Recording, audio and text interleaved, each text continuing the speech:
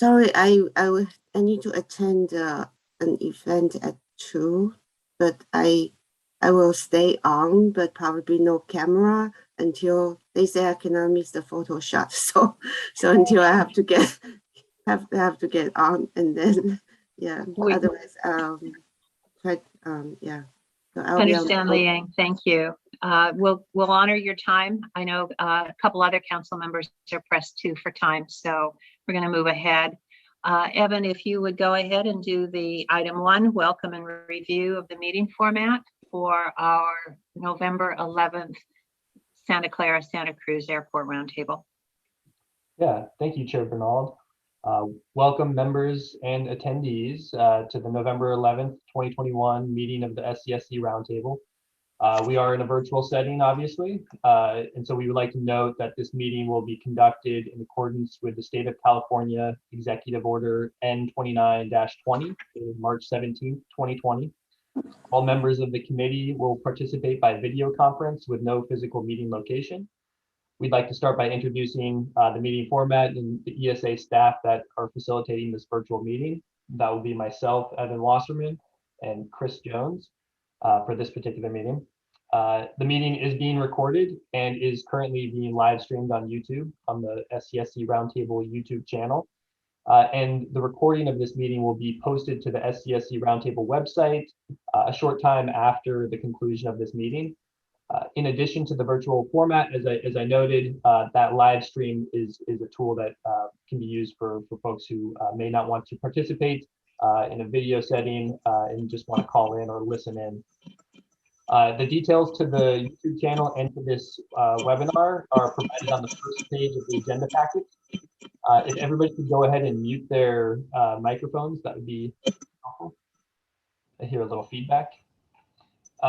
And yeah, so on the first page of the agenda packet, which is provided at the SCSC Roundtable website, there's the link to this webinar, as well as all the packet materials and correspondence that has been received between the last meeting and this meeting.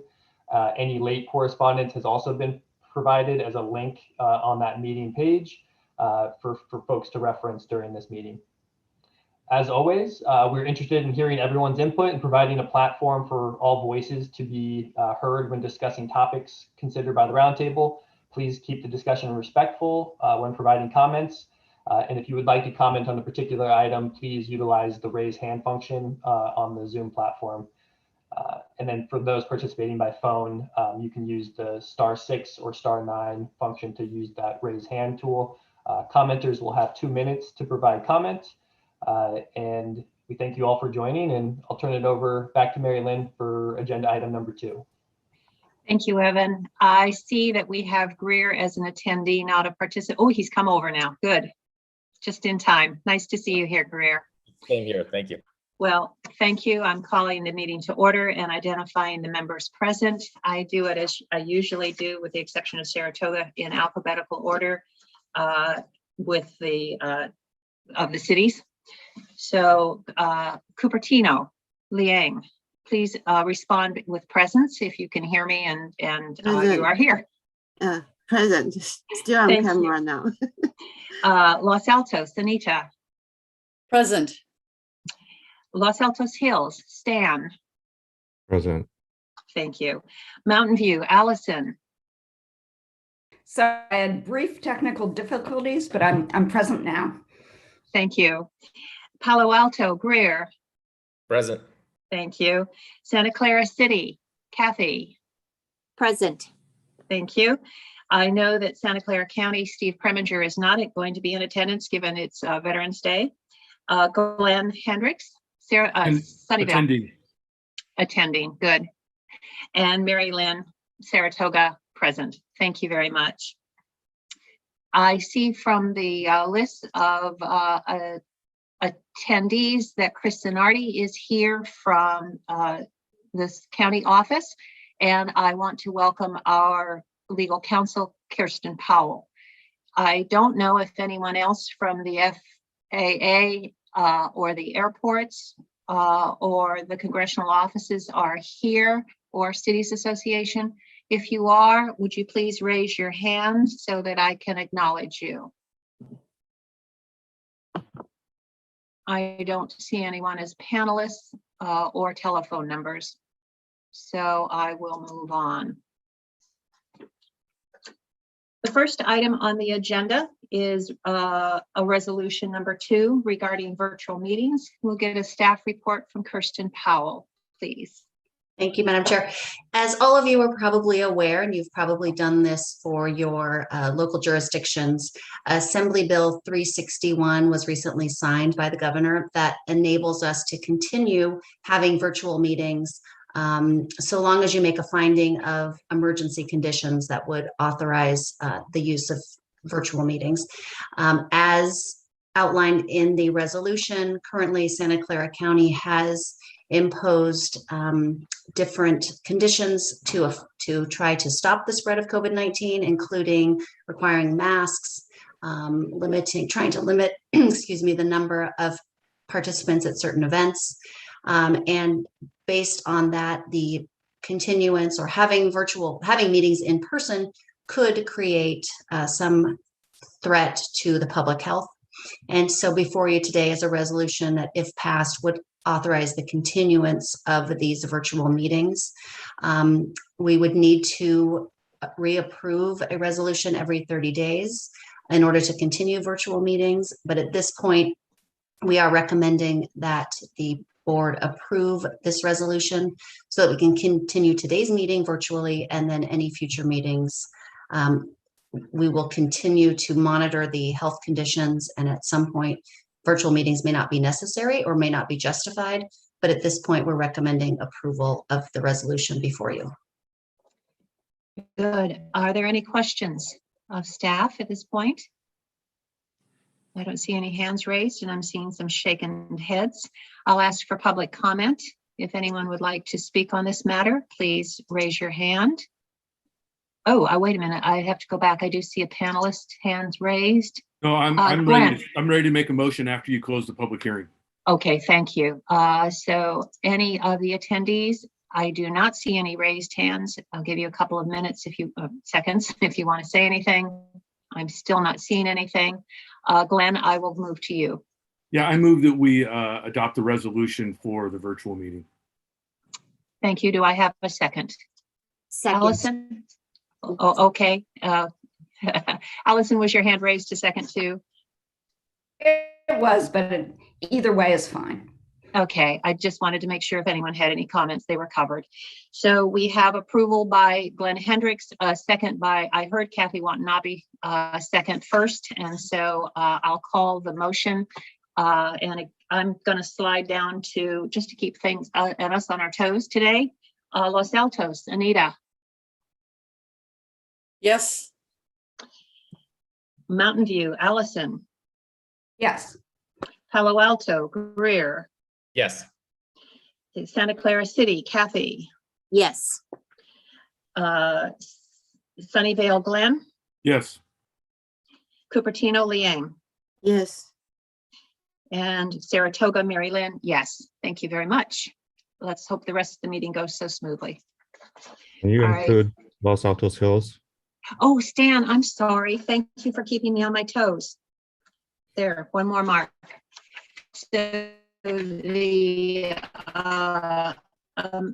motion is unanimous in approval for the resolution regarding 361. We'll move on to item number 4, the budget presentation. I hope you all have had an opportunity to read the latest staff report that we presented last night.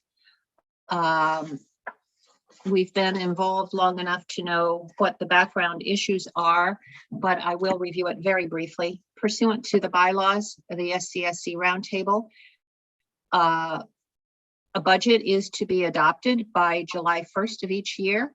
Prior to adoption of the budget, the Roundtable staff, in consultation with the Roundtable chairperson, is required to recommend an annual funding amount for the Roundtable at least 60 days prior to the anticipated date of adoption of the budget. That's why we're here today, because we needed to take the 60 days after we had discussed it with our last meeting.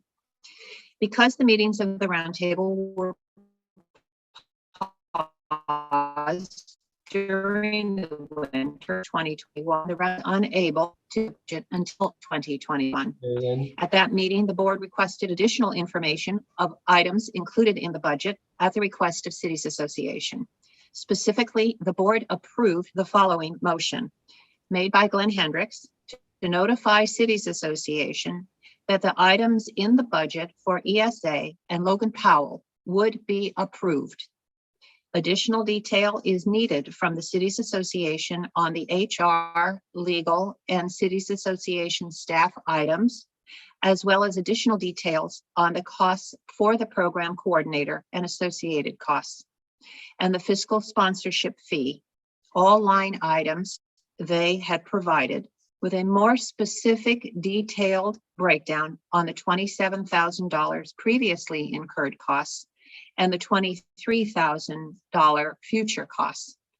The motion was seconded by member Watanabe and passed unanimously with one member absent. On September 9th, 2021, Special Counsel Kirsten Powell sent a letter to the Cities Association requesting additional information on the budget based on the motion approved by the roundtable. To date, we still do not have the clarifying information that we had requested from Cities Association. In order to obtain funding from the member agencies of the roundtable for outstanding obligations and for future obligations, a budget must be adopted by the roundtable.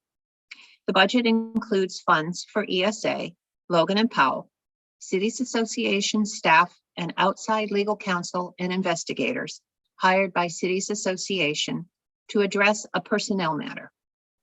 Due to the uncertainty surrounding the future of the roundtable, due to the Cities Association withdrawal as roundtable's fiscal agent, the proposed budget only runs through December 31st, 2021.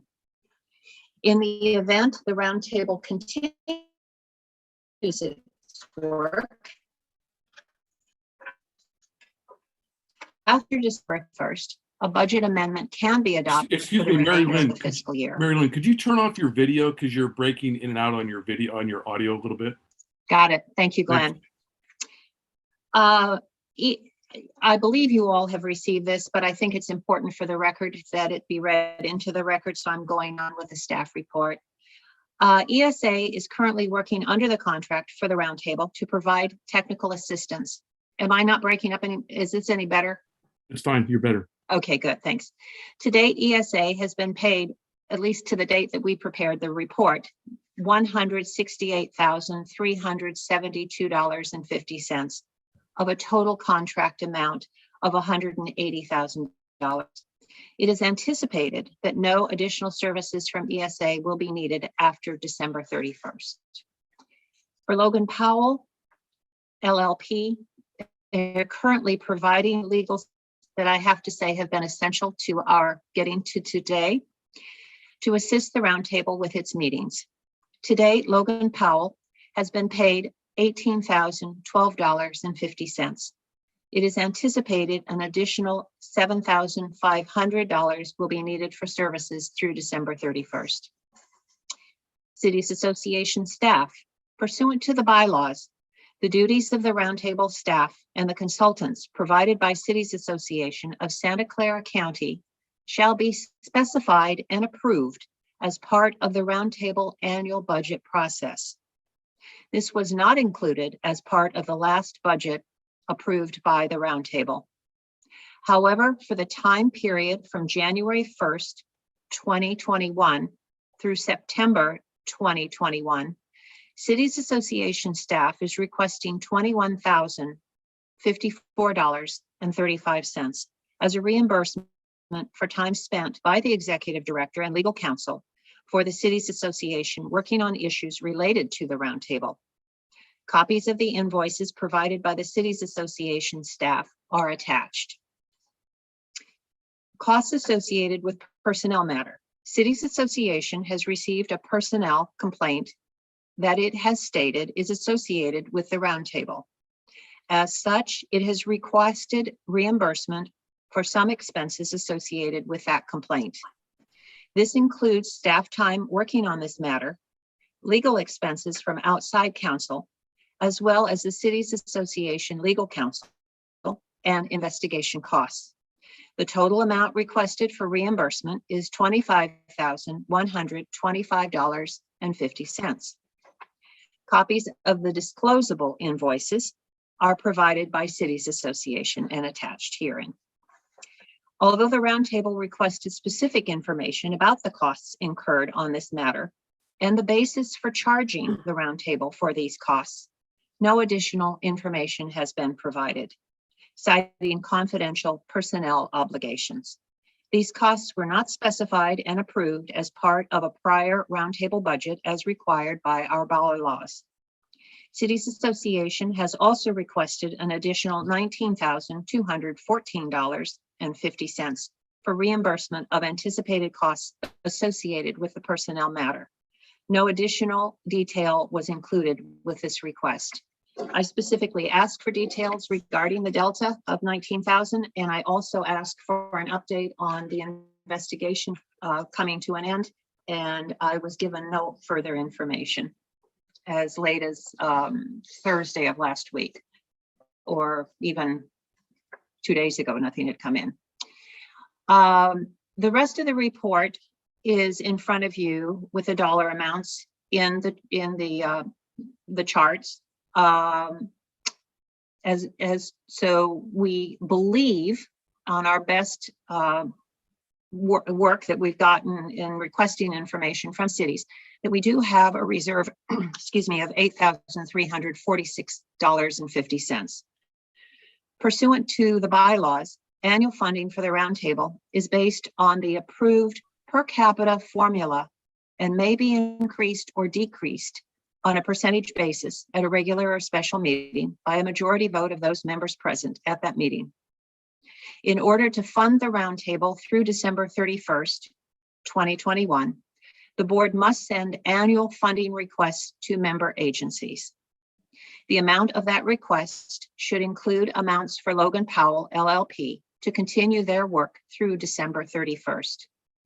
In addition, the roundtable must determine what amount, if any, is appropriate to reimburse the Cities Association for staff time and the costs associated with the personnel matter. We have a following chart that includes all expenditures requested and the required annual funding amount needed to cover these expenditures. The total revenue that we're looking at this point is $83,406.35. I did include later on, after we were able to access, a report on the final funding formula for each of our cities. And I hope that you've been able to note that.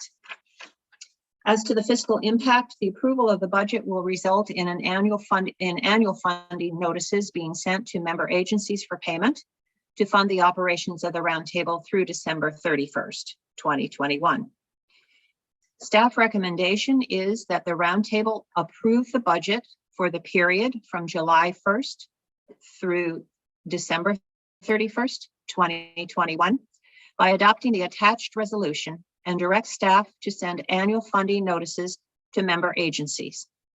If there are funds remaining after December 31st, the remaining funds shall be returned to the members of the roundtable in accordance with the funding formula. At this time, I will open up this session to questions. If you can raise your hand, please, I'll be happy to acknowledge you. I see Anita Enander. Please go ahead, Anita. Thank you. Anticipating that this would be our last meeting and that with the withdrawal of the financial agent, we won't continue. Has any provision been made for archiving the website? I don't know whether, when the domain registration goes through. I don't know what the hosting contract is for. I don't know if anything has been done in trying to archive that, but I think it would be a tragedy if we lost the content that's there. And I would anticipate the potential for needing to perhaps add a budget line item for some small amount of money to make that happen. And I don't know, maybe I think Evan might have an answer, but I'll leave that to whoever has the right answer. I see Evan smiling and I'm hoping he does. Yeah, Anita, that question was asked to the Cities Association, who has typically been the ones who have contracted with Proud City, which is the website platform that we use for the roundtable. So every year around March, it's a $600 charge and that we pay to Proud City, and it's the Cities Association's understanding that that archive would be possible offline if a new sponsor isn't found, that Proud City would be able to do that for us. So that process has not started yet. That would have to be, I guess, implemented by the Cities Association. ESA is responsible for posting the content to that platform, but we have not been involved in that those discussions with Proud City. So there would have to be a little bit of coordination in order to do that archiving. So do we know when the domain expires, or? I think it expires once the contract isn't, when it's not paid. So So the hosting and the domain registration are coincident, you think? Yeah, it happens at every March, I believe, is how it works. Okay. And do we know, Chair, if we have been paying that annual fee back to Cities Association, and if there's anything for that in this budget? It's part of ESA's budget that comes out of when Andy Jordan has been taking that out of our ESA budget, $600 every March to pay Proud Cities. But she was charging the roundtable for that $600 because I did get an invoice for that in a little bit after March, or around March, when we needed to re-up for the calendar year. Okay. And has there been any conversation with the Cities Association, to the best of your knowledge, in addition to what Evan just said, about how to and the fact of archiving and continuing? I think it would take, putting a new banner that says what our status is, as well as taking out the public contact feature that's in there. Otherwise, it could stand alone. Although, quite frankly, I'd be more comfortable if 1 or 2 or 3 of our cities had its own backup of the content. I did request information first from Chappie Jones. Then I was passed on to Nisa Fligor, and she deferred to the chair of Cities Association, Mariko. The latest information I had received was Mariko had no information on it. She didn't know how much it would cost, and that was the extent of the conversation. So no, I had made the request that Cities Association recognize that there's valuable content in the website, and that it would be a benefit to our community to continue it. But I, to date, have no response. Okay, I won't say anything further. This is a question period. I'll stop here and leave the rest for the conversation afterwards. Thank you. Next up, I saw Greer Stone's hand go up. Great, thanks, Chair. Just a couple questions. One, by voting to approve the resolution today, are we also committing our agencies to paying that fiscal year 22 special assessment that's being proposed by the chair, or are we coming back at a future meeting to vote on that commitment? I'll answer the last question first. I do not anticipate our coming back, and I will defer the first question to legal counsel. So the idea is that the resolution would outline the payments due by each agency and then direct Cities Association to send out those invoices. It would be up to each agency to decide whether or not to make that payment.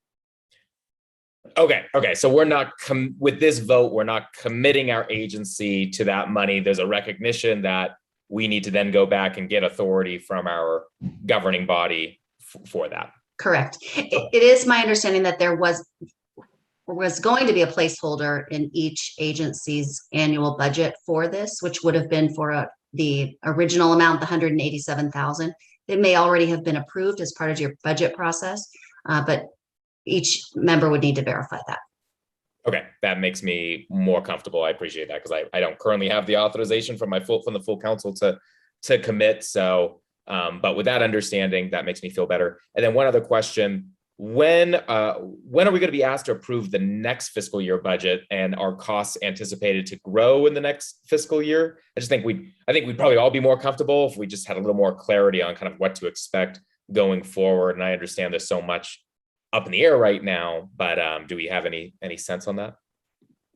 Kirsten, I'll look to you. I think that probably will be determined in our next item, but if you have anything that you can answer to Greer, Kirsten, that would be helpful. That was what I was going to say. The next item on our agenda will be discussing the future of the roundtable, and depending on what the members decide to do, there may or may not be a future budget. Okay, thank you. That's helpful. Those are all my questions. Okay, next I see Glenn Hendricks. Yeah, thank you. So since we're talking about our budget, and we have hired a fiscal agent that every time I've been in one of these meetings, I've been told the fiscal agent is the one who's responsible for everything about our budget and stuff like that. Is there anyone present from our fiscal agent to answer questions? No. Okay. So with that, I have a question of, I've read the resolution. Is it possible to make any additional whereases to it? Something along the line so that we can document as part of the resolution that we've requested information from the Cities Association that has not been provided, and that the Cities Association, acting as our fiscal agent that I believe we're paying them money for, decided not to attend this meeting, and that even with those two facts, we're still going to I'm going to recommend, but that we're going to make a recommendation to go ahead and pay their bills. Can we add, a resolution, a whereas of something along those lines? Yes, you can. So when it gets to the time to make a motion, that would just need to be included in the motion. Okay, I'm just suggesting if you want to try and, Yes, I'm working on it right now. nice language of what I just said. And I wanted to put that here in this question part because, you guys all heard my comments about this last time. We're going to go ahead and somebody has to pay this stuff. And I think it's, we're not making a commitment. This is just a bill that goes to all of our cities. And our cities are going to have a lot more authority to be able to challenge and ask questions of the Cities Association when we decide to pay those bills, because we have no standing with the Cities Association to do any of that.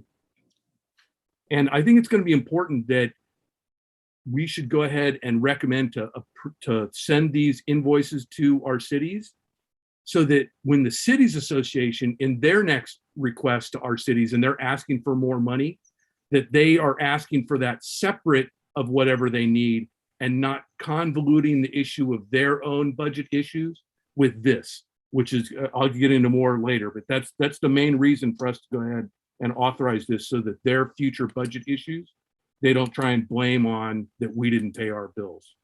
And I'll have more to say later. Thank you. Thank you, Glenn. Liang, you're next.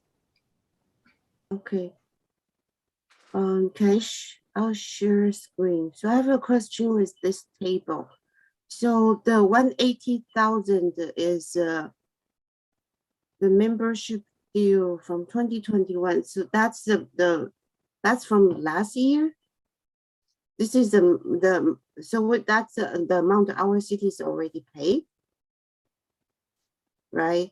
So for 21 to 22, we don't have a budget. So now the 83,000 is the additional we have to pay. So I know the other table shows like Cupertino would pay about 7,000 of that. So if we approve that, that will be the share for each city, and so this extra 83,000 is the additional unexpected cost from the personnel matter of 44,000 plus maybe the unapproved staffing cost of 21,000. But so that's about 60,000 are unexpected, unapproved cost, right? So maybe 20,000, 25,000, I think is legal cost that Roundtable has approved to incur. So I'm hoping that in any letter to the city, we can separate the amount. Here is the approved amount by the Roundtable, and here is the unapproved amount. And then when we discuss with our council, we know which part of the deal is for the part that Roundtable actually approved, which part is not. Thank you for the question, Liang. I want to be sure that it's understood that we are not looking for revenue in the amount of 187,500 at this time. We are only looking to approve a resolution that says the city's individual entities belonging to the Roundtable should pay per capita a total amount of $83,406.35. And that does, as Kirsten just said, goes to the individual cities. We as a body today can say, yes, we will approve this amount, the $83,406 to be invoiced to the cities, but then the individual cities can then decide on their own how they want to approach paying those bills to Cities Association. The breakdown is in that chart that you just shared. It shows our own legal costs and those that we are expecting for the future. It's showing that then there are the personnel matter costs outside of council and investigation, and the other things that Cities Association, the other matters that Cities Association that I read says that we owe them.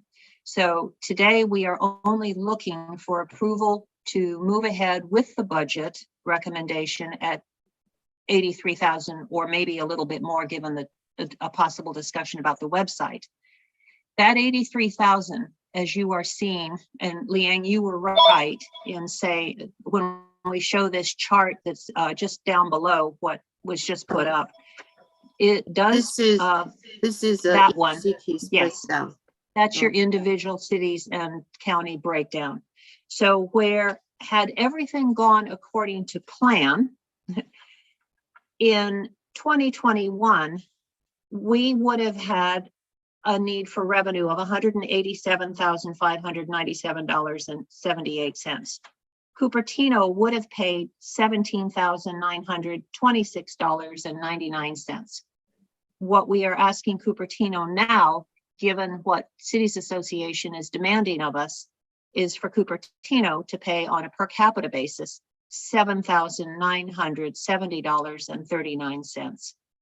So today we're just looking for the budget to be approved so that we can invoice the cities, and then the individual cities can take that issue up with Cities Association as they do or do not write their checks.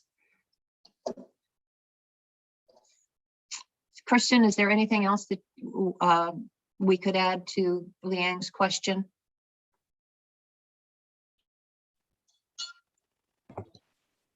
No, I think that sums it up. The one issue that will need some clarification is on the additional funds that the Cities Association is requesting in the anticipated amount, which is built into that personnel matter cost. It's approximately $19,000. So that's one issue that when we get into the discussion, perhaps we can talk about that in more detail, but there is an amount in that line item that is an estimate of what they think. And because we've received no details on the matter, it really is just the best estimate. I guess my question is really, in case my council would like to only pay the approved amount rather than the unapproved, the unexpected personnel costs that we have the roundtable has no information of. What should Cupertino pay? I need to have that breakdown. Okay. I think Cupertino, well, it's part of cities association. We should pay that amount, but it should be to cities association. It shouldn't be through roundtable. It's so if we would like to clarify, we would like to pay roundtable only the amount roundtable approved. The rest of the cost we want to pay directly to cities association, but rather than consider that the roundtable cost, how would we do that? Can I think have that's a that question breakdown? that you bring up with your council and your city manager. But I want that breakdown so that I can say Right. here is I would like to pay for We the have the roundtable. breakdown for you in the staff report.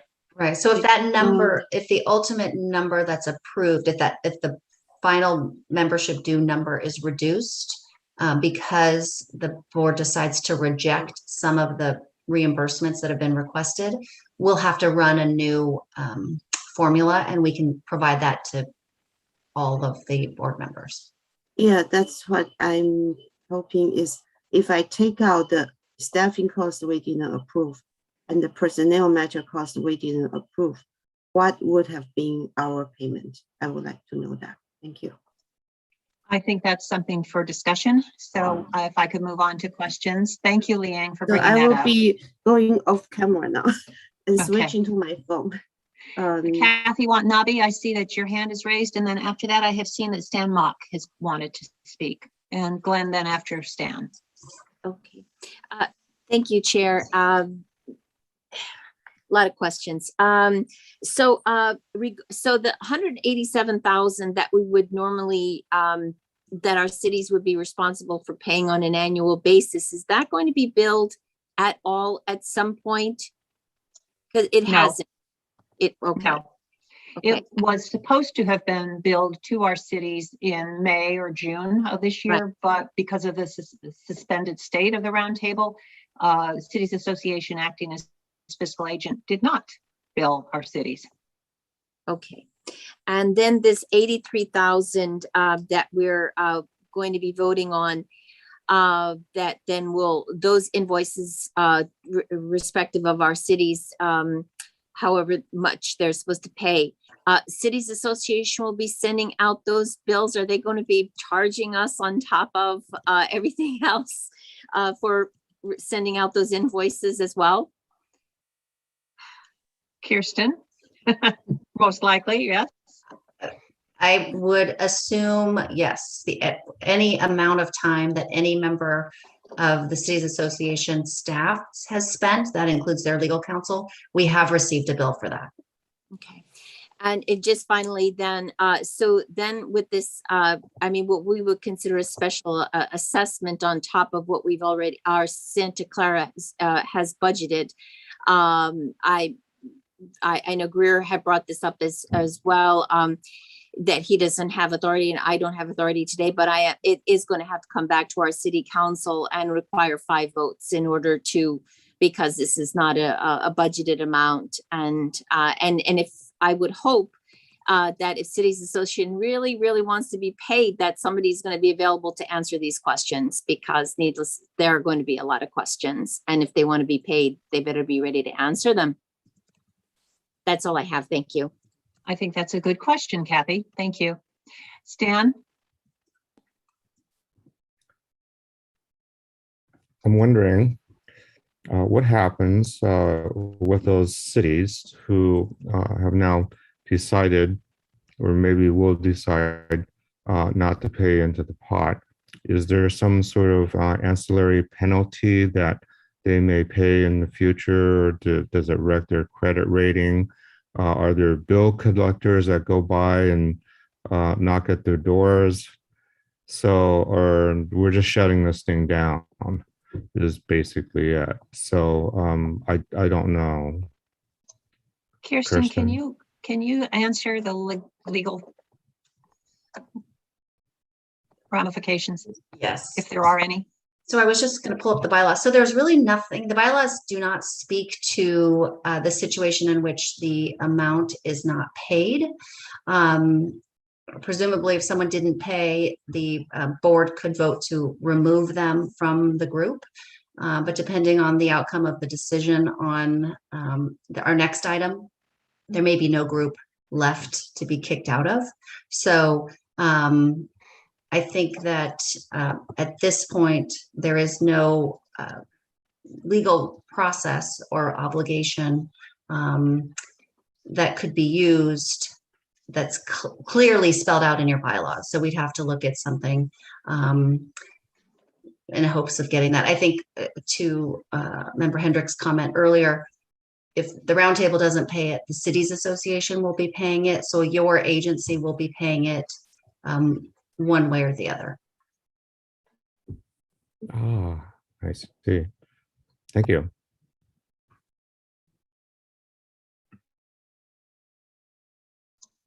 There we go. Too many buttons. The closest that our bylaws come to addressing this, because when they were created, they never imagined that we would find ourselves in this situation, was to say that if a city wished to withdraw, they had to give a certain amount of notice. And then if they had done it after a certain day into the contract, that they would forfeit the money. But there was nothing else that said, should the roundtable disband, how things would move forward financially. So. Any other questions, Stan? Okay, I do have comments, but questions, no. Okay, good. We'll wait for comments then until after public hearing. I think Glenn Hendricks has his hand up for more questions. Yeah, I wanted to just try and see if we could simplify this a little bit, because we can ask the lawyer, but we can get to the reality of what's going on here. First off, 187,000 is a red herring. It's just a number. It's a reference number for us to understand how much we're being charged this year. It has, other than that, it means nothing. That in reality, the city, individual, and our city jurisdictions, if we say send these invoices out, we're making no commitment by any of our jurisdictions to pay. And I think it would be appropriate. I know in my jurisdiction, I'm going to be asking a lot of questions when this comes, because as we found, the roundtable has zero authority or ability to be able to get a realistic answer from the cities association. Our individual city jurisdictions are going to have much more authority in being able to ask questions that they have to be able to get answered. So the power shifts a little bit when the invoice goes to the individual jurisdictions. And then as to whether or not cities pay their full invoice number or not, it doesn't matter. At the end of the day, the roundtable gets its money from our individual jurisdictions. The cities association gets its money from our individual jurisdictions. If we, say don't pay this money, the roundtable, or excuse me, the cities association is still going to go to our individual jurisdictions and ask for money. The only difference between whether or not we pass this resolution, where we can kind of help define and give a little bit of structure and definition around what the payment amounts or what it's for, is if we don't do that, the cities association can write whatever letter that they want and say how we didn't do anything, we didn't pay our bills, we didn't do anything right, ignoring the fact that we never approved or in advance authorized very many of these payments. So Glenn, could I ask you to say, isn't that right, Mary Lynn, and keep us within the bounds of asking questions right now? Isn't that right, Mary Lynn? Okay, thank you, Glenn. And I'll save the rest of my comments for later. I'm just trying to, we need to, this is a really simple thing we're trying to accomplish here. And, and it's let's not overcomplicate things, in my opinion. Right. I think that's a great question, Glenn. Thank you. Are there any other questions? Evan, yes. Just going back to Anita's original question about the archiving of the website content, we followed up and it looks like there's daily archiving that occurs. So that is already built in to the hosting service. So there shouldn't be any additional cost. So that is part of that annual subscription of the $600. The domain will end in March, but I just wanted to follow up on that. Okay, I think that'll be another good thing when we get back around to discussion. Thank you for looking it up, Evan. I don't see any other hands raised for questions regarding this item. I'm now looking at our 7 attendees. If any of you would like to speak, I'm opening up public comment, and I do see Darlene Yapley's hand is raised, followed by Jennifer from Sunnyvale. And remember, please, that we are talking about just the budget. There will be an opportunity later on for oral communications on items not on the agenda. Thank you. Darlene, we'll give you 3 minutes. Great, thank you very much. I wanted to ask a question, which is the visual that was put up. Yes, that one. Sorry, as the visual that just was put up about the 83K that Leanne put up is a little bit puzzling, because what is in the 88K? For example, ESA was budgeted 180, but as we know, we met very infrequently, and therefore the actual isn't 180. So I think the question is, what is in the 88K? And in particular, what is in the 340 proposal for the HR related personal matter, of which in the packet, the bills only have $25,125. So it sounds like the $19,000 balance is projected expenses. So I think that there's just a little bit of clarity that's needed to understand. There's a lot of moving buckets here, and it needs to be precise what has been approved by the roundtable, and it should be paid the lawyer, different than the personnel matter that's actually been spent and the personnel matter that they're forecasting. And I think then in summary is the 187,500 is a placeholder, but if the roundtable is not going to be billed for any ESA costs, that's puzzling to believe that we're not doing that. So there's a lot of numbers here that don't make sense. So I just wanted to put those items out there. And I wanted to also say that what if there's any future expenses that exceed the estimate for the personnel matter? How's that going to be addressed? What if there's additional director expenses at City Association that are not in this budget? How will that be addressed? Thank you. Thank you, Darlene. I'm going to go a little bit out of routine. Normally, we do not respond to comments, but I think this is an issue that is complicated enough. It's good for our public to know beyond what you have seen in the packet. So Kirsten, I may call on you to help answer the questions she's raised. The 187 was the amount that would have been billed in the fiscal year 2021, and it was 21 to 22. We never were billed. That was an amount that did become the placeholder. It included 180 for ESA. The 180 for ESA was kept in a separate, let's call it bucket, and is not included in the fees that you see that we are discussing today. Because once the roundtable was suspended, there was easily 6 months of time when ESA was not engaged in providing any kind of technical services for us. So Cities Association worked out an agreement with ESA to extend the contract that would have ended June 30th, 2021 to December 31st, 2021. So take the ESA costs out of what we are seeing on the screen.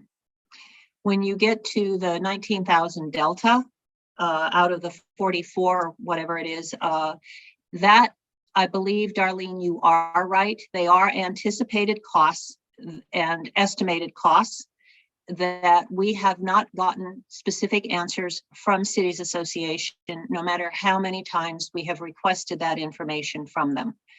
The best, to my knowledge, is they are estimated on a basis that might have been, okay, for the last 3 months, we expended $3,000. And so therefore, for the investigation.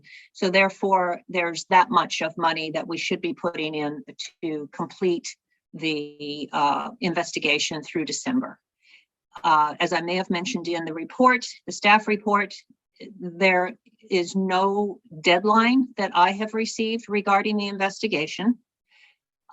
There is a hope on city's part that the investigation will be completed by this calendar year, but I can get nothing more than that. So I'm hoping that that answers your question in terms of the $19,000 delta. The rest of the fees are fees that either we did agree that we would pay Kirsten Powell for representing us, and then the group fees, the group of fees that Cities Association is saying that we owe them based on the fiscal agents billing hours, the legal coverage from their 2 attorneys that they have hired since the last attorney left, and the investigation costs and those fees. So that's how we have arrived at what we have in that chart that totals the 83. And with that, I'm hoping it answered your question. I'm going to move on to the next person whose hand was raised, and that was Jennifer from Sunnyvale. Hi, can you hear me? Yes. Same as what Darlene had said, there is some concern about the future payments, especially as the Cities Association, for many of the payments that they're asking for now, never really had any pre-authorization from the roundtable. So there are some questions there, definitely. Some of the other things that were brought up by members here, the fact that the documents were requested or documentation was requested and not provided by the Cities Association. The fact that they did not attend this meeting, it really, from my perspective as a resident, borders on unethical for the Cities Association. I mean, seriously, it's almost disgusting behavior. And I know I probably shouldn't be saying that in public, but it really is unethical. I know we're probably going to need to pay anyway, but this whole process by the Cities Association has been nothing but disturbing, unethical, and disgusting. And I'll leave it at that. Thank you. Thank you, Jennifer. I now am looking to see if there are any other hands raised from the public. Jennifer's hand is down. Is there anyone else that would like to speak during public communication comment? See no one, I'm going to close public comment. Glenn, I see your hand raised. Yeah, I'm ready to make a motion whenever you're ready.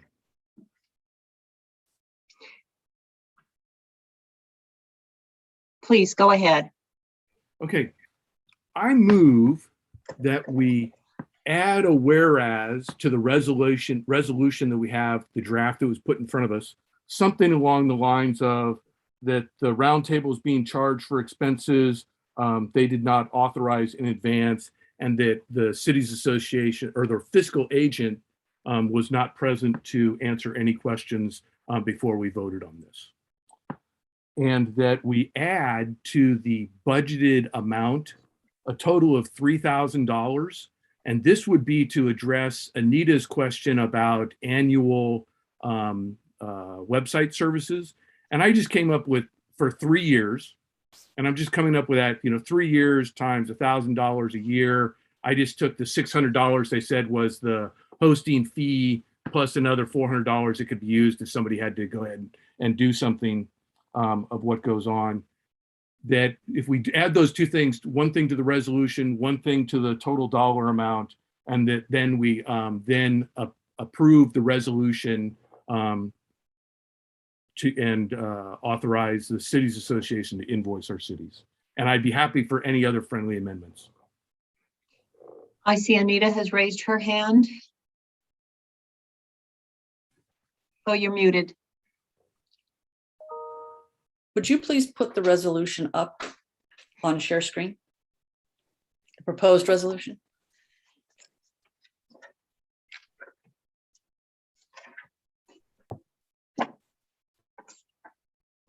I hope you were asking somebody else, not me. Yeah. No, I'm not asking you, Mr. No.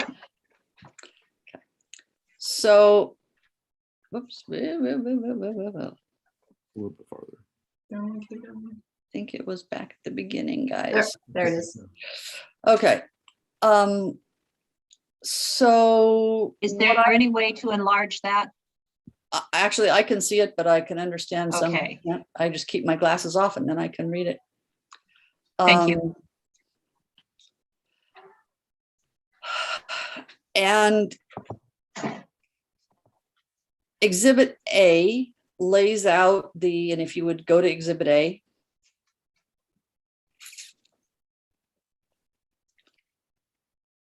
Yes, the other one. And I want to, my first question is, does Exhibit A, is Exhibit A incorporated properly by reference? That's my question to Kirsten. Let's see. So I'm looking at my version while we're talking for it, but yes, it is referenced and incorporated. So that would be properly included. So for the rest of us by Exhibit A, Anita, you are indicating which? I'm indicating I want to be sure what it is that the resolution is actually incorporating by reference as Exhibit A. The resolution, if you go to item number 1 under the now therefore be it resolved and ordered, item number 1 says attached Exhibit A. Yeah, and that's why I want to be sure. As we would update it if we approve with the other comment. Right. I was just asking for it to be identified for the public. Yeah, I just want to see what that exhibit, make sure that I understand what that Exhibit A actually shows and that the public understands what that shows. Can we put that now onto the screen?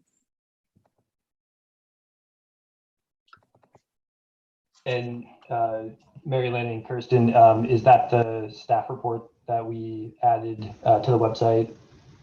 Is that what you're referencing? So it would actually be the formula that Mary Lynn sent out that we received from Cities Association late Monday. The Excel spreadsheet? Yes. Yes. Okay. That's why I was confused. Before I say anything about a resolution, I want to be sure exactly what's being incorporated by reference. Thank you. And then I may have a suggested amendment depending on what this looks like. And I don't know which of you wants to put this up, but somebody put up Exhibit A, please. Yeah, I'm working on it.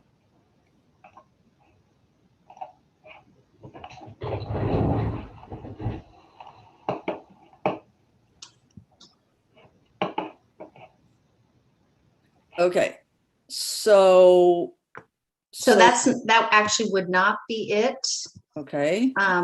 It would be the chart that is in the staff report. And let me see if I can pull it up. Okay, so it would be the chart that we show the expenditures and the revenues that's included on page 3. Because if it's the one that was so confusing, then I'm not comfortable with that. So we can clarify that. We can remove the reference to the membership dues from fiscal year 2021. We can remove that. We could also break down the Cities Association costs so that we can show what has been spent versus what is anticipated, if that would be helpful. What I think I would like, if Mr. Hendricks agrees, would be a clear delineation of the funds that are consistent with the roundtable's own activity as approved, as well as then each of the other buckets of the 21, and I'm talking general numbers now, the 21,000 that the Cities Association is seeking with respect to certain of their work, 25,000 that they are seeking for outside legal, and the 19,000 for anticipated costs, and to incorporate in the resolution that the first of those, the roundtable, is clearly within the scope of the roundtable's authority and responsibility, and that the other 3 items have not been identified, were not previously identified as appropriate costs to the roundtable. And I'm not sure the right wording to put here, but I want to be able to call out in this document what, if we're going to approve, which I believe is Mr. Hendrick's intent, to bill the cities for the whole thing, I want the cities to be able very clearly to see, here's the amount that's actual roundtable work that's within our scope and our bylaws and our responsibility. And here's what else we've been billed for that we don't completely understand. And that is essentially up to the cities to decide how they want to cope with. That's what I'm trying to get to. Is Mr. Hendricks, am I making sense? And would you concur with that? So yes, far be it for me to say you are not making sense, but it makes perfect sense to me. I would actually be fine with what you're doing if Kirsten could say she thought she understands enough of what you want and will be able to put that into the final document without having to actually show it to us right now.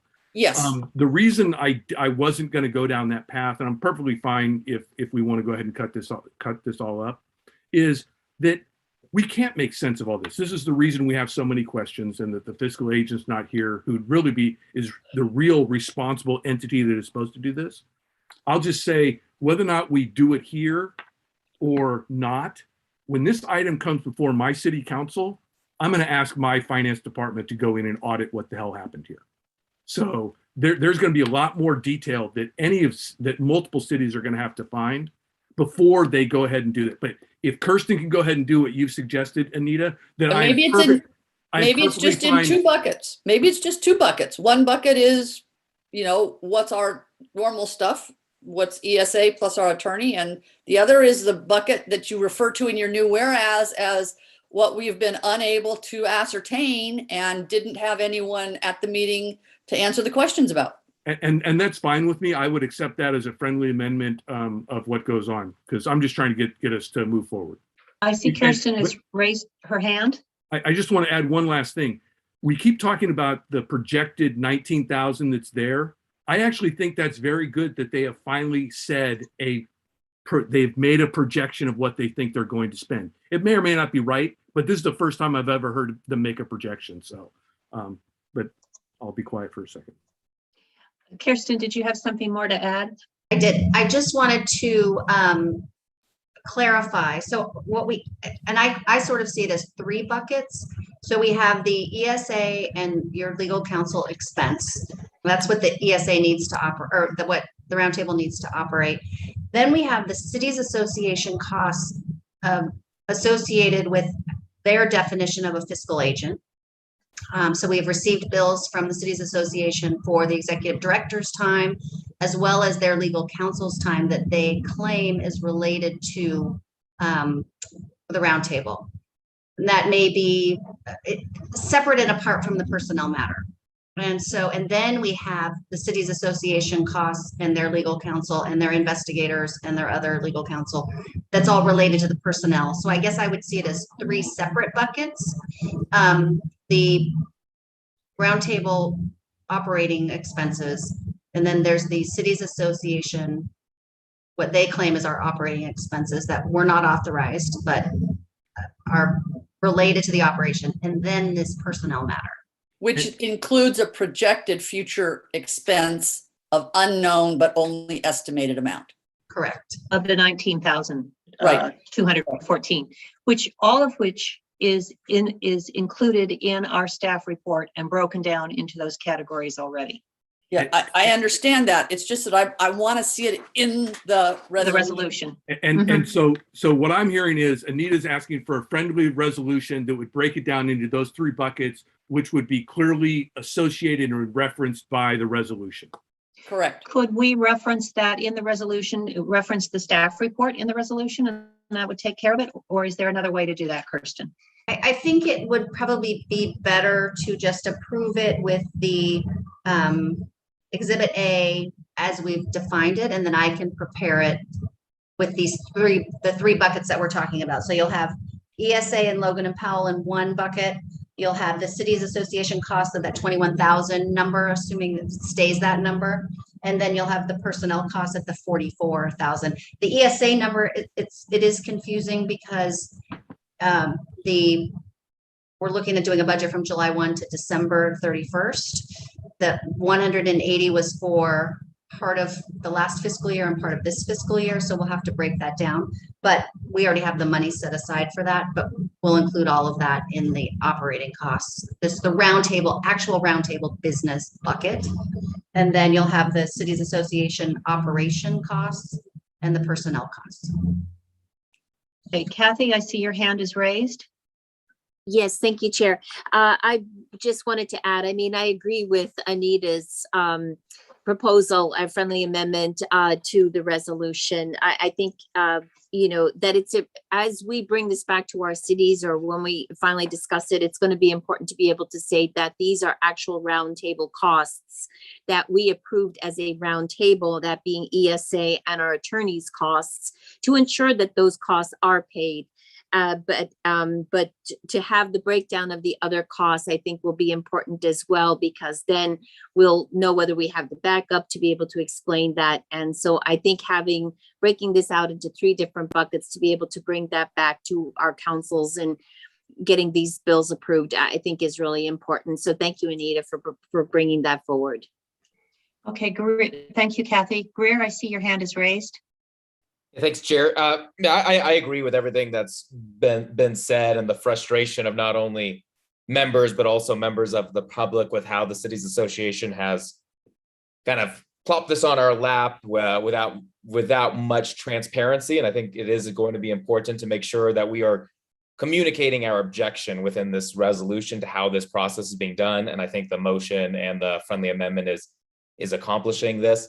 I do see kind of at the end of the day, it just kind of feels like a bad breakup to me, and we're just kind of being left at the dinner table with the check, and it's kind of like, well, what do we do with it? We have to move forward and pay it, even though we've been dumped. So I think this is going in the right direction. I think it makes sense for us to approve this resolution today, and then have our respected councils actually debate the true finances and merits of it. But I think moving forward in this way, I'm not happy with it, but it seems like the only true path that we have forward we have at this moment.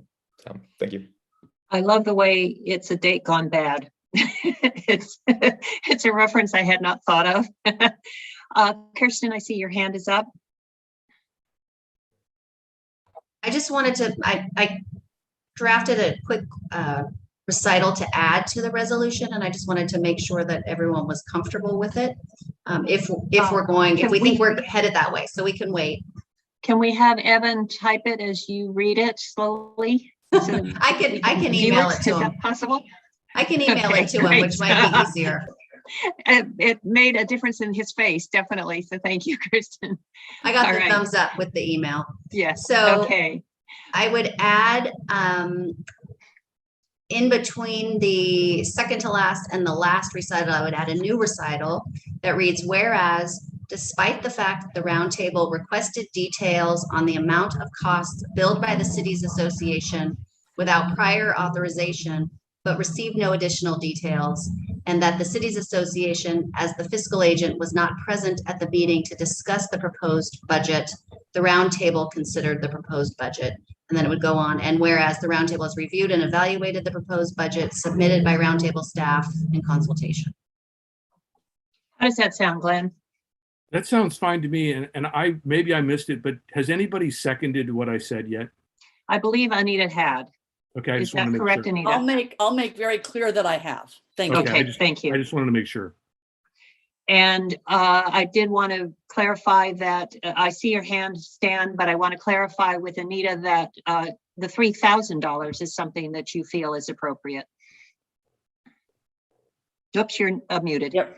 Yes, and I'd like to be sure that we somehow call that out in the budget as to what its purpose and intent is. I agree with that, and I'm assuming that somehow we're attaching all the staff report stuff to this resolution as well as the Exhibit A. Thank you, Glenn. I appreciate that. Should there be a determination that it would not cost $3,000, I'd also like to have something noted that the monies would be returned to the Using individual the same cities. formula that was defined everywhere else. Exactly. This is for Kirsten. Yes, Stan. Kirsten? Thank you, Marianne. I think that since I'm not in complete agreement with all the bills that are being charged, so but I do think that we should pay the bills to be clear. Should in fact we want to continue our group sometime in the future, you should put into your motion there, paid in protest. So, and if you wish to note those protested areas, then I think that would be a good job done, job well done. So again, we are protesting this payment. If I could suggest, if we want to add something like that, we should say we're protesting these invoices to the city because we're not actually paying anything. It's up to the cities to pay. We're just making a recommendation of whether or not to forward these amounts to the cities to be paid. That is a conversation between the cities and cities association. That's correct. So I want to make it clear, since whatever we're saying. I agreed with what Stan said, just where he said to be paid, we should change language to be the invoices. Okay. As I go forward here, I just want to make clear that we should be fiscally zeroed out at the end of this relationship. So the date has to be paid for, number one. Number two, we're protesting this payment. I would really want to protest this payment. And I want to make that expressly clear in legal language, because everything that we say today, I don't think that somebody is going to transcribe this. The only thing that's going to count is something that's put on paper. And that's one of the reasons, Stan, that I was hoping that we would reference the staff report, because it does reference our bylaws. And it does indicate that these charges have been invoiced to the roundtable outside of agreement from the roundtable. Okay, so, and then lastly, do you feel that we need to move beyond that? Lastly, if we're going to do this in protest, let's make it real simple. Just make it simple English so that normal people could actually understand what we're saying. We don't want to do it. We've been forced to do it. Here's the fact, or here are the facts that are pertinent to the situation. So those are my comments. Thank you. Is there some way that beyond what we have said in the motion and the second that we can add this, or do you feel that the staff report stands as a clear indication of the concerns of the roundtable? Are you questioning me or? No, I'm questioning Kirsten Powell. If there's anything more that we can add, given your comments, Stan. I think that we can include something in the resolution. Well, and then this is a question. Are we objecting to the process, or are we objecting to the expenses, or both? And Glenn, I'm going to throw that back to you as maker of the motion. Well, I see Stan is saying both. Stan say something. Okay. The process has been fatally flawed because it hasn't been followed properly from the standpoint of the city's association. Well, let me give you an example. They don't have a representative here today to answer our questions. I'm not exactly sure what they've done in our favor all throughout the time that we've had them as our fiscal agent. And I think that they should have been able to show some progress for us. So I think that the process could have been significantly better. And then I think that we need to move on. We just have these planes flying over our homes. And here's the deal. We're arguing over some stuff that isn't really pertinent to these planes that are flying over our homes. Our word has not gotten out to where it should have gotten out to. There has not been an airport to support us. We only have to have a fiscal agent. And I think that if we can find some other options that are out there in the marketplace for us, I think that we could do significantly better than what we've done. And we've spent a lot of time and effort and money in getting to this point. So let's just clear it up and let's just protest the payment. And I think that with the next thing that we have, we'll just go ahead and move on. That's what I have to say. Done. Thank you, Stan. I appreciate your viewpoint. I think it's shared by, the frustrations are shared by many. Liang, I see your hand up, and then Glenn's. And then I'm hoping we can wrap this up and go on to the next item. Okay, so just to clarify, so the table, we are saying that it will be separated into 3 buckets, will be included in the resolution, right? I'm thinking the approved bucket and the unapproved bucket, that might be staffing and the personnel cost. And the third bucket will be additional unexpected estimated cost. That would be my 3 buckets, but whatever 3 buckets, would we have that in the resolution so it's clear? I think we need this to be clear. If the cities association had agreed to be a fiscal agent, the situation would be different.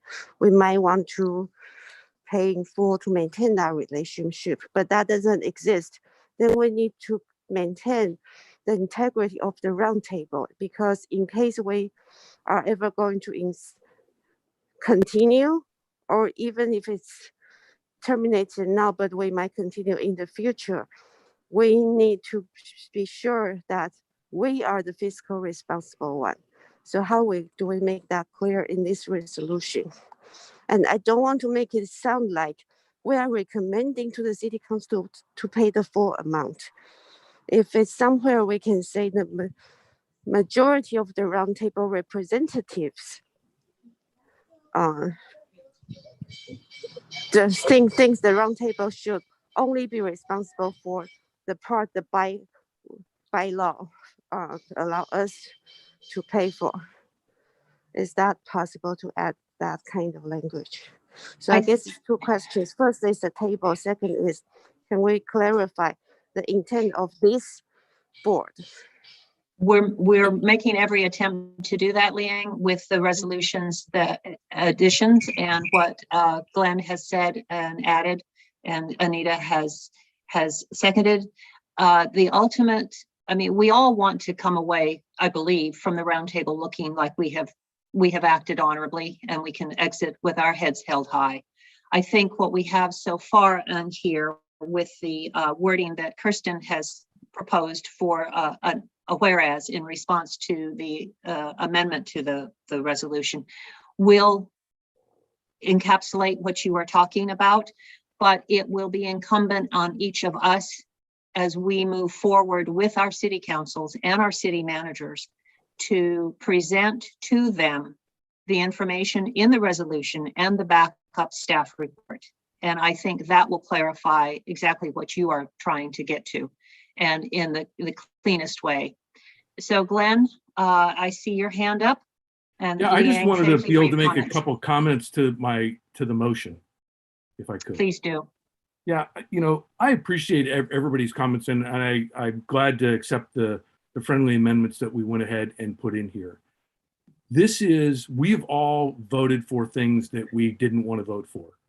And, you know, Mary Lynn and Kathy and I, as the subcommittee, have been through a lot more discussions about this, and Mary Lynn, most of all, trying to get additional detail and of the information of what's going on. The fact of the matter is that we as a roundtable are not in a position to be able to try and get answers to the questions that we want. And so that's why I've tried to put into, you know, as clear language as possible. Why I wanted to add the whereas, that here the fiscal agent was not here to go ahead and deal with this and the comments we made. Let's clarify the breaking out of the buckets that we've got here of what goes on. Let's go ahead and make sure we add a little bit more money so that the website continues on for several years. It's one thing, it's in the annual payment, but you got to make sure there's a budget to make the annual payment of what goes on. And then it really just comes down to, as what has been said by members of the public and members of my colleagues here, we're just making a recommendation to try and put as nice a bow around this object that we have to be able to give to our cities of what goes on and do that clean separation that we can as a roundtable.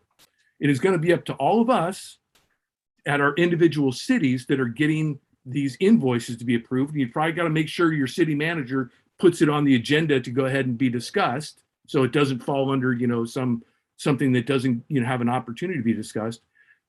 And the cities are in a different position. They have a different logical relationship with the Cities Association to be able to try and get to some of this detail. And the last comment I'll make is some of the questions about, well, what if there's more payments that have to happen or things like that? If this body doesn't exist, then it will be up for the Cities Association to go ahead and write letters that tries to explain why those additional payments need to be made. And we as representatives of those jurisdictions can ask very serious, hard questions about what it is that's going on and why didn't you make a better estimate of what you thought your future costs were going to go ahead and be. There's a lot of other things that I could say, but I think this is just a way, this is the cleanest way for us to put a bow around this and separate out what is roundtable approved items and roundtable unapproved items from all the other additional costs that the cities associations are going to come to our jurisdiction. Because I don't have any facts to back this statement up, but I'll go ahead and make it anyway. I believe the Cities Association is going to start to try and want to charge our cities more money than they have in the past. And for them to be able to explain why that is, we need to be able to separate off so they're not going, well, we're having to charge more money because that roundtable stuff never got clearly taken care of in the books. And so I just hope all my colleagues can vote yes to this. And, you know, be prepared to have interesting discussions in your own individual jurisdictions. Thank you. Thank you, Glenn. Are we ready to proceed, Liang? Kirsten, and then Liang. I just had one more point of clarification. So we will be including the $3,000 estimate for the website archives. So that would make the total budgeted amount $86,406.35. And then I just wanted to confirm whether or not you wanted to include a reference to paying under protest. And to that, I would say, because the roundtable is actually not paying anything, you aren't paying under protest. You may be objecting to some of the items, some of the expenditures, but it would be for your cities to actually pay under protest. So what I would say, you know, it's hard to say we're authorizing this. So if you wanted to add a sentence, you know, what you just said is here that we have serious concerns about some of the charges that are referenced in all this documentation. If you could incorporate that into the whereas or something like that to try and get to Stan's thing. But that's what I was trying to say. We're not protesting payment. We're authorizing this invoice to be sent to our cities, but we do have concerns about some of the line items that are contained within all of this as documented in the staff report. And whatever the easiest way for you to language that would be okay with me, if Anita's okay. Yes, Anita. Yes, and I'm okay with that. I think it's to make clear that the first line item, which then includes the 3,000 for the archiving, is the regular business of the roundtable, and that we endorse and request that our cities pay that, and that the remaining items have not, you know, however we want to say that, those have not been explained, and we are recommending the cities independently consider whether payment of those is appropriate. I'm okay with that. I think that's polite enough. Thank you. It's good for us to be polite these days. Kirsten, are you comfortable with everything? Do you need any more?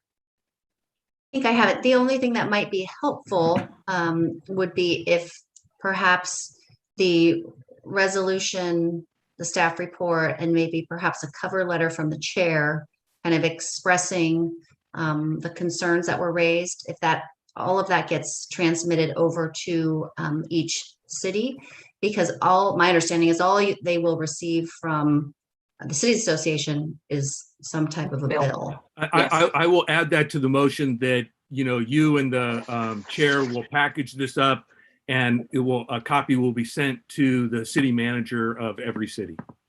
And I have a question. Do we need to put a whereas in there about the archiving and the importance of the archiving and why that's been added, or why we have that called out in the budget? I don't think you need to. I think it'll be included in that bucket of recommended payments. Yeah, I just want to be sure it's somehow that there's a line item for it and somebody knows why it's there. So we could include that in the cover letter. Can we do this? Can we, as part of let's include the minutes in all the stuff that goes, and make sure in the minutes we articulate why the money for the archiving was put. Would that help you, Anita? Yes, because I really think for the sake of not just all the work that's been done, but for the sake of our community, and Stan emphasized this by saying, those planes are still going overhead. There is an immense amount of material there that doesn't just represent the work of this roundtable, it also represents the work of the community, and we should not lose that. Yeah. Okay, well, as long as what I said covered your concern. Yeah, that's fine. Okay. Okay, Evan, now question, are you comfortable with everything we've done so far? Yeah, and I can continue to work with yourself and Kirsten to develop that resolution and compile any of those staff reports and cover letter that Kirsten mentioned, and then we'll make sure to include the recap, the minutes with that as well. Okay, and now I have one process question. I'm not anticipating what's going to happen in the next item, but Kirsten, this question is for you. Should we disband? That does not preclude our continuing to take action through December as is necessary to wrap all this up. Is that correct? Yes. So if we get that far in the next item, the recommendation would be that it would be effective December 31st, 2021. Thank you very much. All right. Are we ready to call the vote? Anita, I still see your hand raised. Okay. Okay, great. All right. Our maker of the motion, Glenn, yeah. Do you believe that we need to recite the motion before we vote on it? No. Members? I'm seeing head shakes as to no. Okay, good. Then I will call the question, and I've got to get the cities aligned again. I'm not gonna start switching up because I don't want to miss out on calling on Stan this time. So we're going back to the old formula. Cupertino, Liang, I don't see you here. I may come back to her. She may be on another meeting. I'm not sure. Anita, Los Altos Hills. No, Los Altos. Yes. Oh, Los Altos, yes. Okay. Los Altos Hills, Stan. Yes. Mountain View, Allison. Yes. Palo Alto, Greer. Yes. Santa Clara City, Kathy. Yes. Steve Preminger is absent. Glenn Sunnyvale. Affirmative. Mary Lynn Bernald, Saratoga, yes. Liang, I do not see her. Okay, then the motion passes 1, 2, 3, 4, 5, 6, 7. One disappeared and one absent. Next item on the agenda. Thank you all for this. I appreciate all the input very, very much. And I'm now stalling for time because I I've done so many notes, I've misplaced my agenda. It is the next item, and it has to do with the future. And that staff report is coming from our legal counsel, Kirsten Powell. Thank you, Chair Bernald. So as you all know, on September 10th, 2021, the Cities Association notified the Roundtable that it would no longer act as the fiscal agent for the Roundtable after December 31st, 2021. As fiscal agent, Cities Association provides staff assistance and manages the finances of the Roundtable. It also hires the various consultants that work with the Roundtable. Because the Roundtable, as currently structured, is not a separate legal entity and does not have its own staff, the Roundtable cannot continue to operate without a fiscal agent.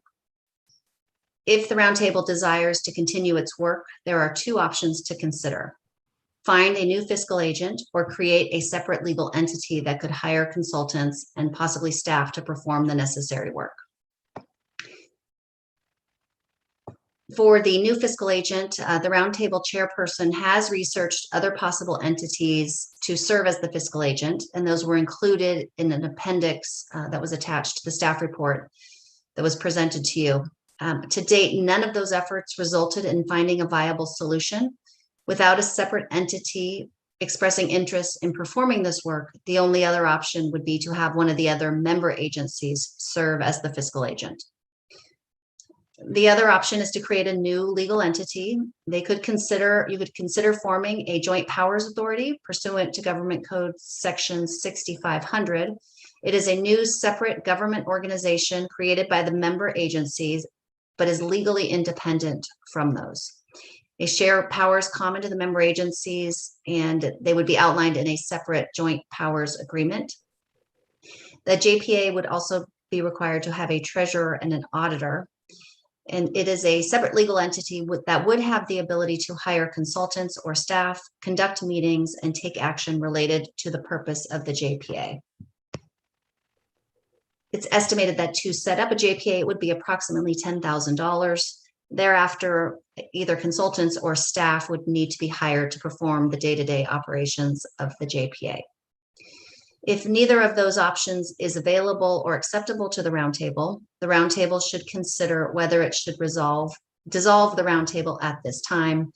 Staff would recommend that if you do decide to dissolve, that the dissolution would be effective December 31st, 2021.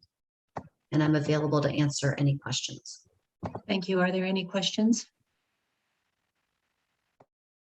I don't see any at this time. Oh, yes, I do now. Okay, I see that Kathy Watanabe is going to have to drop off at 2:45, and I see Allison's hand raised and then stands. Please go ahead, Allison.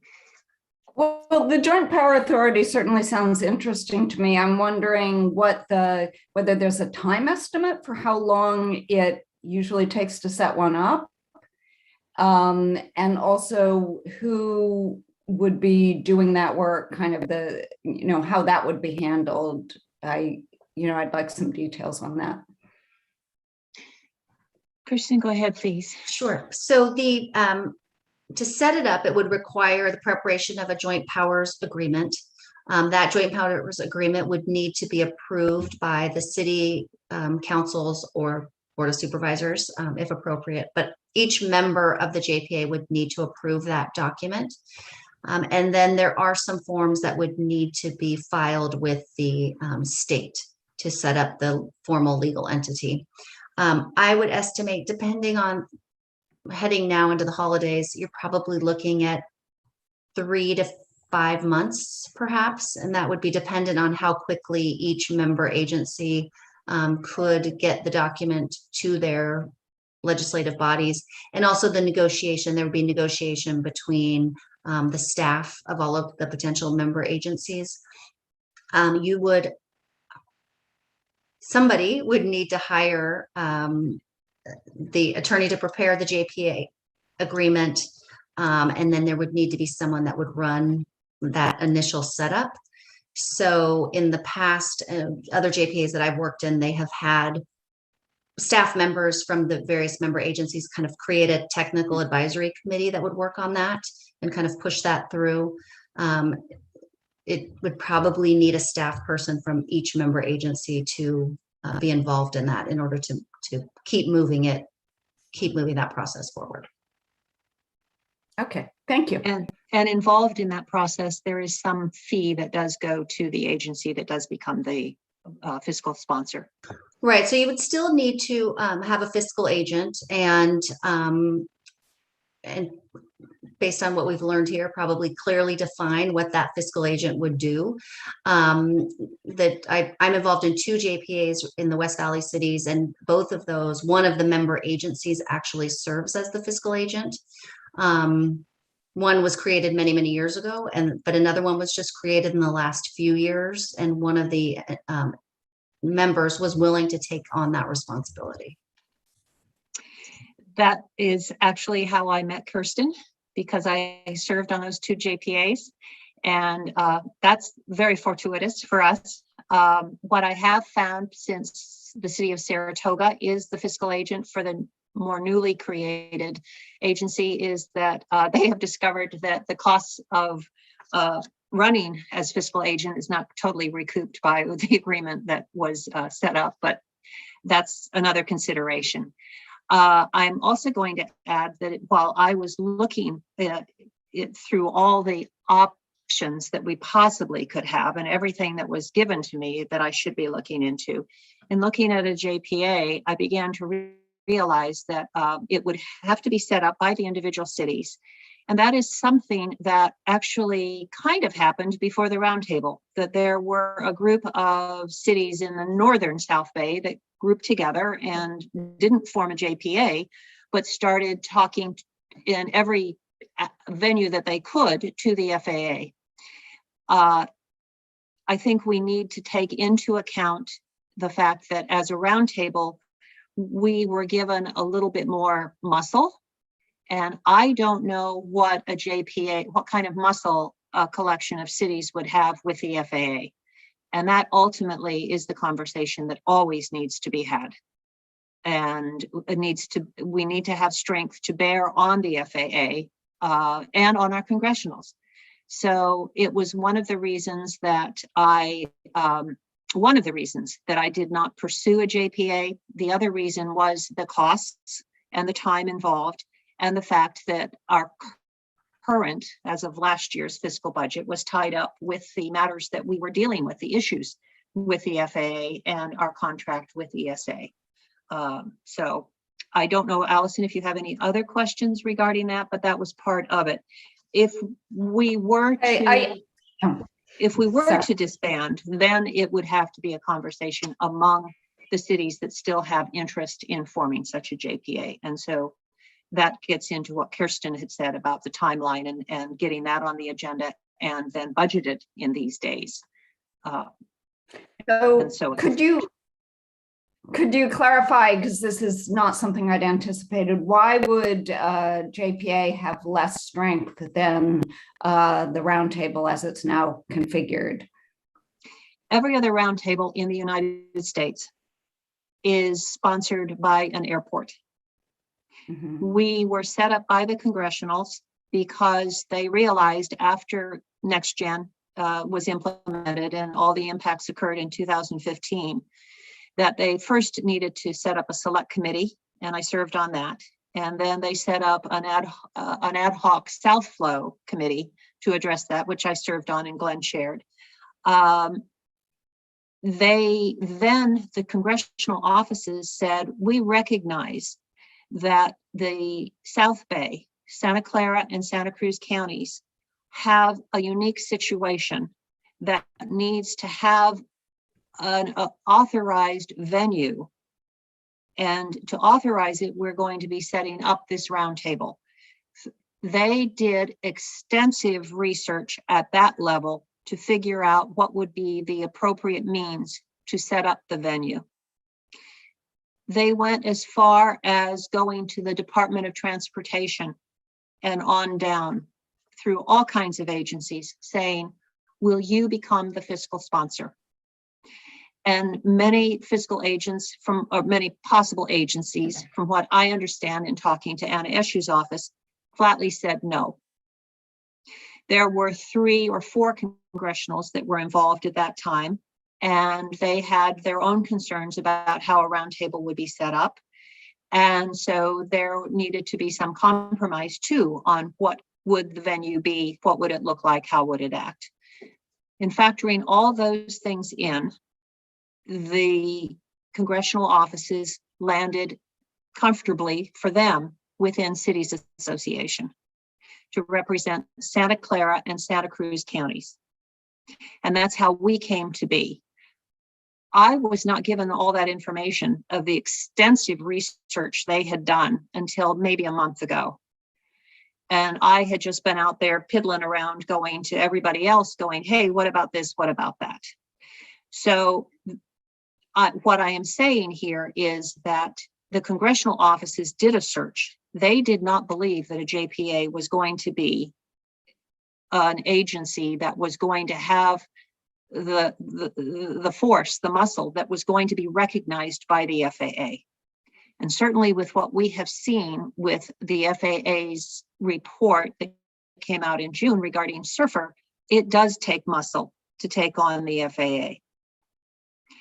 So I think we have to not give up, but I think we have to take into consideration the realities of this federal agency that we are, that we need to address and that we need to engage, and we need to have them respond to us. I don't know, as I've said, that a JPA will have the gravitas that every other roundtable in the country has. Okay, well, thank you. That's an interesting history. I guess I'm still not completely clear on how different agencies have different levels of gravitas, but I'll let it go at that. Thank you. Okay. Glenn, Greer, I see your hand up, then I see Stan's, and I see Glenn's. Great, thank you, Chair. I'm wondering, have we had any further discussions with the county and their interest in being our fiscal agent since the summer of 2020? So I understand Yes, the ad hoc. Oh, okay, we have. Yes. And still no interest? Correct. Okay. That's a disappointing but short answer, so I appreciate it. I will add that it was never a flat no, but it was never any interest. Okay.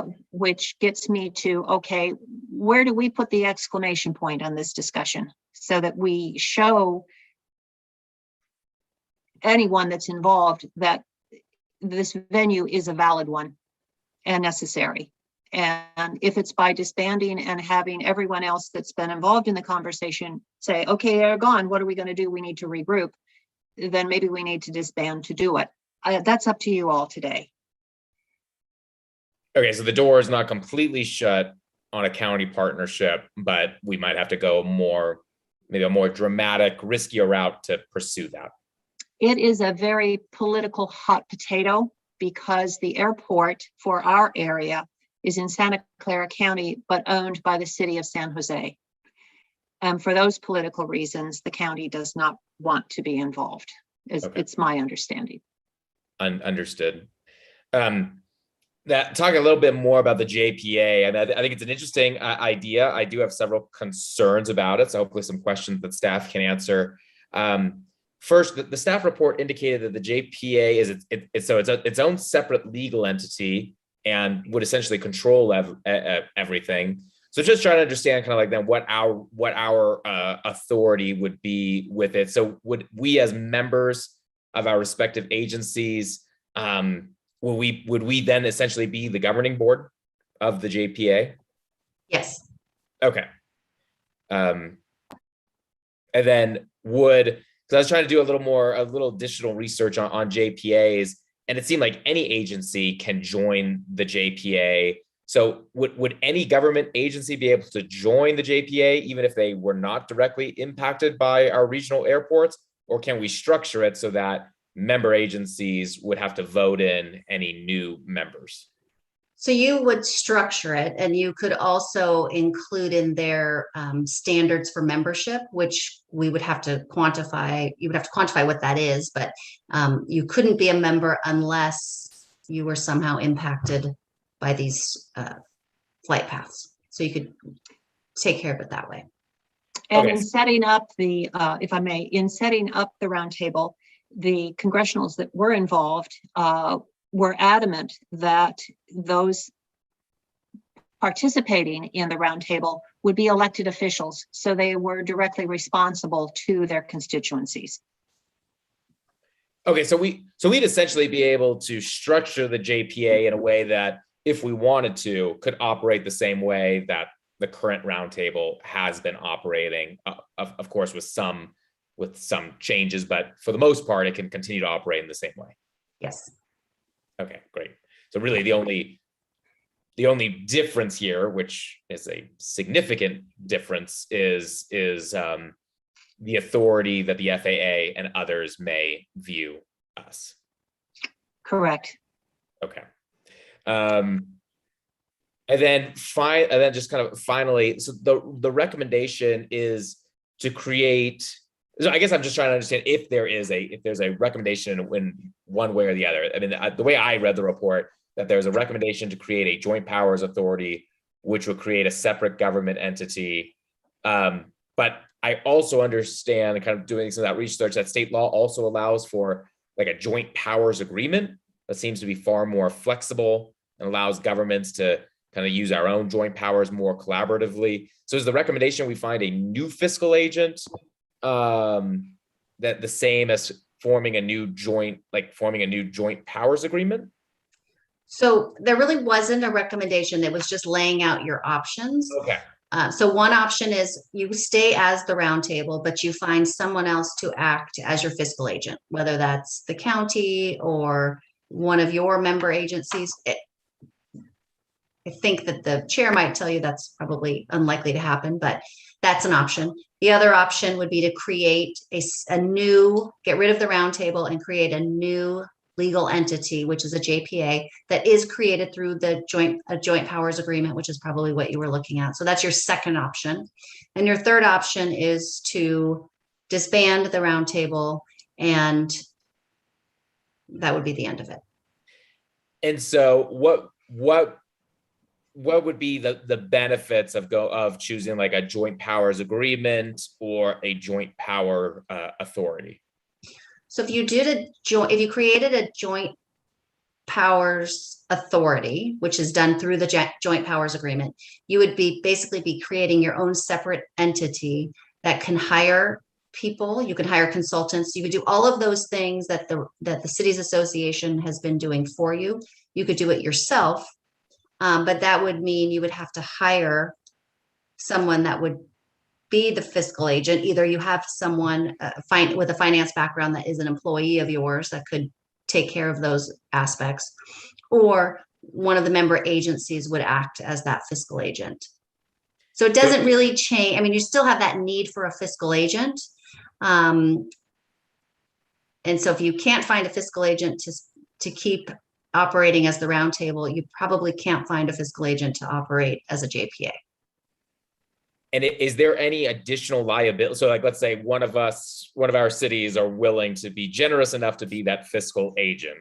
Are there any additional liabilities on that agency beyond, or is it still collectively all of us as members of that JPA, the liability is spread equally, or is there additional liability on the city that is the fiscal agent? So I would assume that any city that agreed to be your fiscal agent would enter into an agreement with you that would outline exactly what you're doing, and also would require that you indemnify them from any liability. Great, thank you. Also, with the two JPAs that I've been involved with and Kirsten has provided legal counsel for, there are the additional costs then of an executive director or program manager, something like that, and most likely legal counsel. So there's added costs in there. And this would probably be something that would take long enough to get on the agendas of the cities that are interested in that. It would move you into 2022. At this point, the roundtable has no further funding, as we've seen from our budget discussion, to carry on any kind of organization that would set up the JPA. And I hope that's clear too. So it would, I believe, most likely become, and Kirsten, please check in with if I'm saying it wrong. It will be incumbent on the cities, let's say Mountain View and Palo Alto, Los Altos and Sunnyvale. I'm seeing pictures, I'm not being particular, to then join among themselves in a conversation as to where they want to direct this with their city councils and moving forward that direction. Kirsten, did I say that right? Is there any other way of organizing that outside of the fact that the roundtable, as we're constituted today, we are not a legal entity and we do not have a source for raising funds at this point? Right. Yeah, I think that's the issue. You could continue to operate as the roundtable while you're forming a new entity, if you had the funding to do so. And so at this point, you don't have the funding to do so. So those that are interested in this separate entity could go out on their own and have these conversations. I don't know if that, ironically, probably something the Cities Association might in the past have been involved in facilitating. I don't know if the city managers, if they have regular meetings where those that are interested could get together and talk about it, but it would be on the each city that's interested in continuing it, they would have to work collectively to do that. So it seems like regardless, whatever we decide today, after December 31st, there's going to be a long break before something is formed. Yeah, that date left the table. So whether you can get her back in or not, you know, we're going to have to.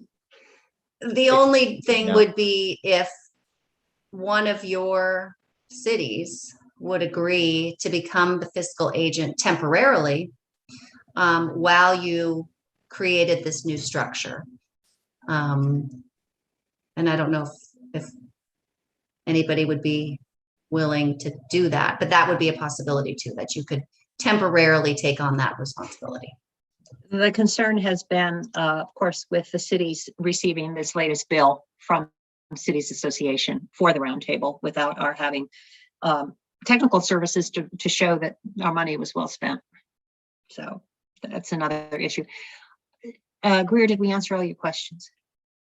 Okay, Stan, and then Glenn, and then I see Liang is back on.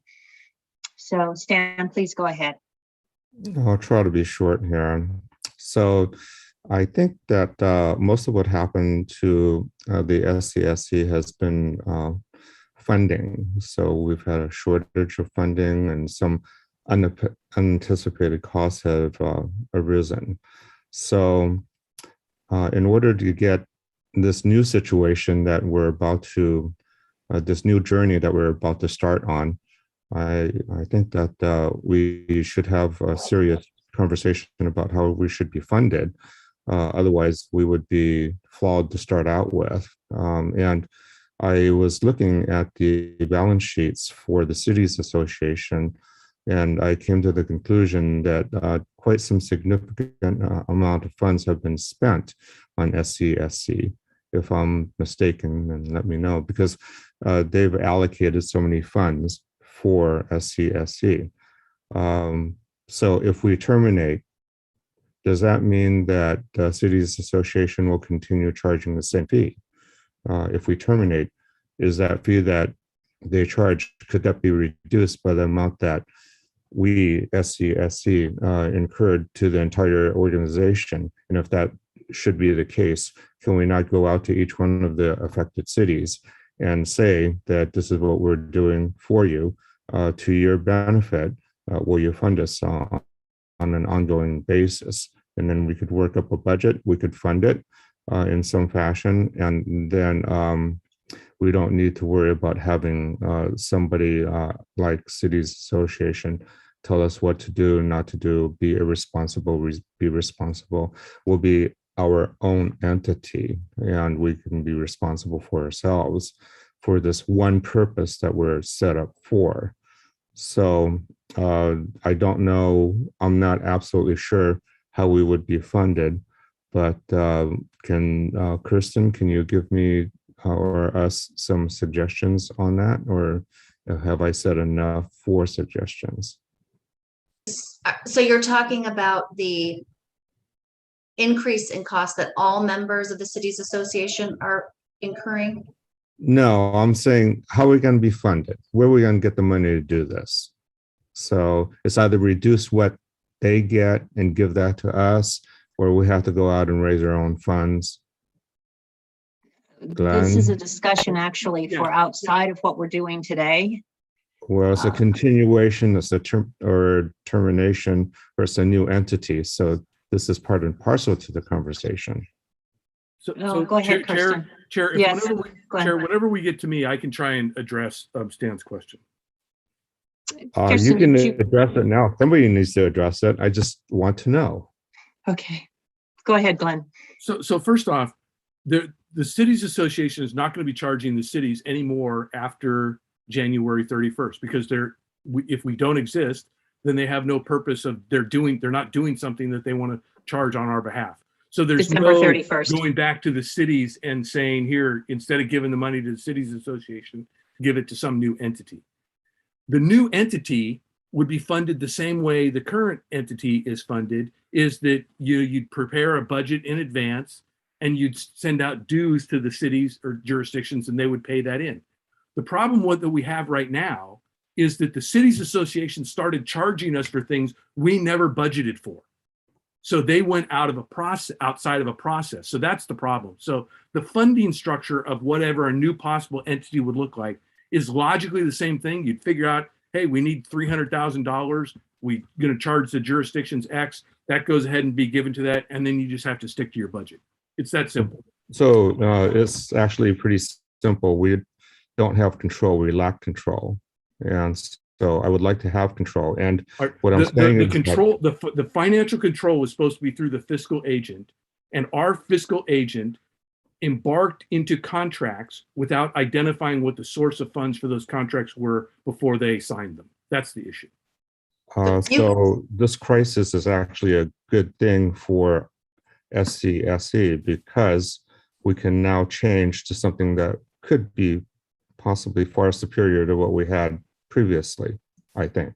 So what I was referring to is that the Cities Association bills all the cities that are involved with the Cities Association. And I was saying that they have a certain billing amount that could be reduced. And the amount that would be reduced is the charges that they charge for the existence of SCSC. So we could take those charges, we could segregate them from what Cities Association generally charges. And no, they would not get an increase. They would probably, the cities would get a decrease of what they should be generally charged. And then the difference would be ours. That's not quite the way it's going to work, because at this point, there's no guarantee that all cities that are and the county that are currently involved are going to stay in and contribute to a roundtable. Also, what's very important to realize that without a legal structure, we have no legal standing to ask cities to pay invoices. Cities Association was supposed to provide that legal standing for us. And once they are gone, then a JPA would have to be formed in order to form that legal structure to engage with the cities that wish to continue the efforts to address the JPA. And that's why I'm saying it's outside of what we're considering today, because we need to figure out, okay, is there another organization that would take us over right now? No, there is not another organization that will take us over today. Cities Association will not take us over. They will not do anything for us. They have already said that they will cease to act on our behalf in any manner currently going forward, except to close out what they feel needs to be closed out by December 31st. So that leaves us with the two alternatives: one, to disband, and two, because there is no funding source for us to move forward. If we then disband, then the next option is for the cities that still want to engage and believe there is value in a JPA. They then begin that conversation among themselves And it could very well even include Scotts Valley. It could include the city of Santa Cruz.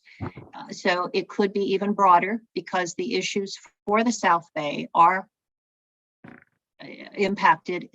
The issues are issues that impact Santa Clara and Santa Cruz counties.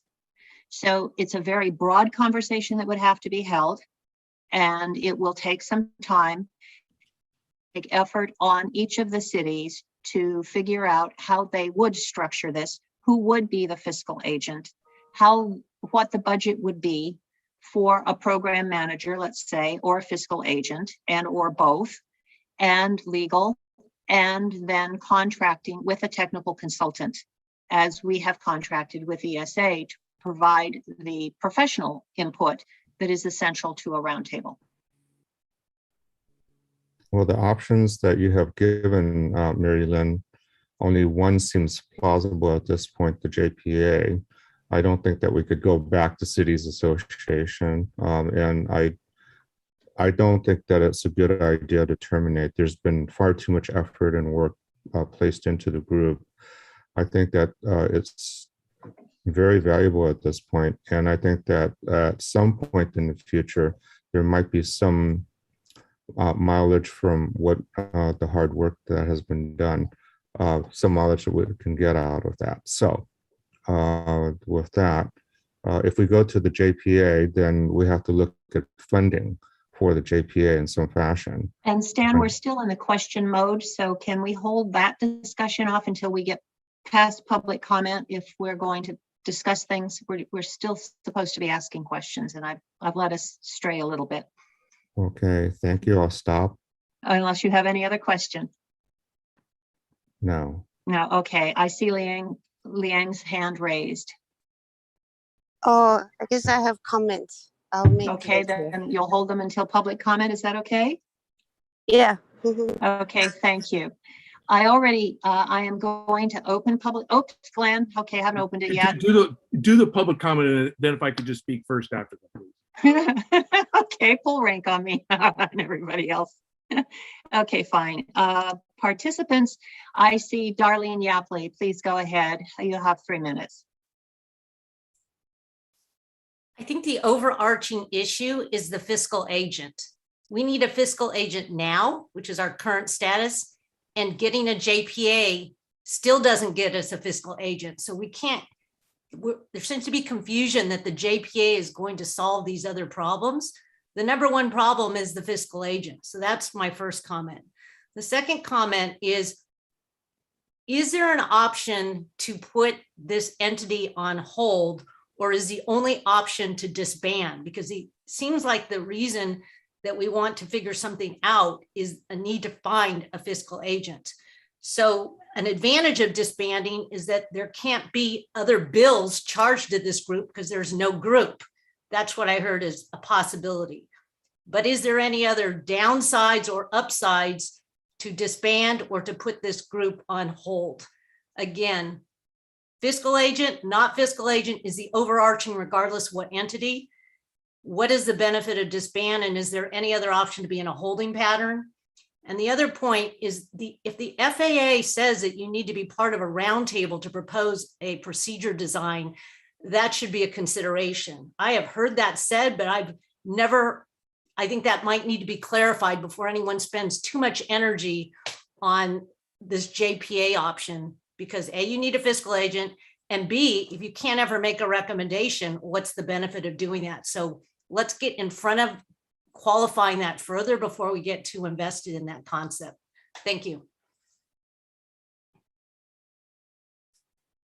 Thank you, Darlene. Jennifer, please go ahead. You have 3 minutes. This is Jennifer without Jennifer from Sunnyvale, to be clear.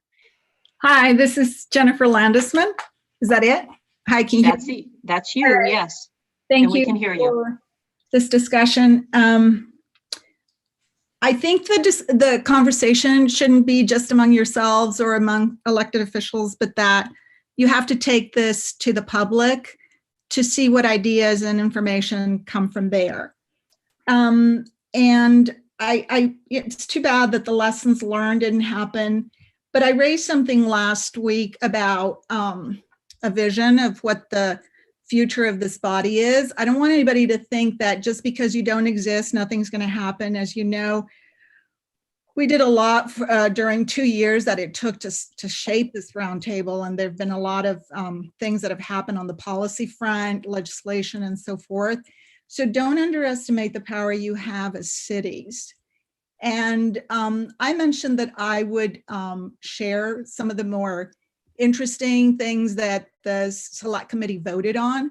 And I just want to put this out there because if this is one of the last conversations for a while, I want to go ahead and deliver on that point. So I'm going to read recommendation 3.4.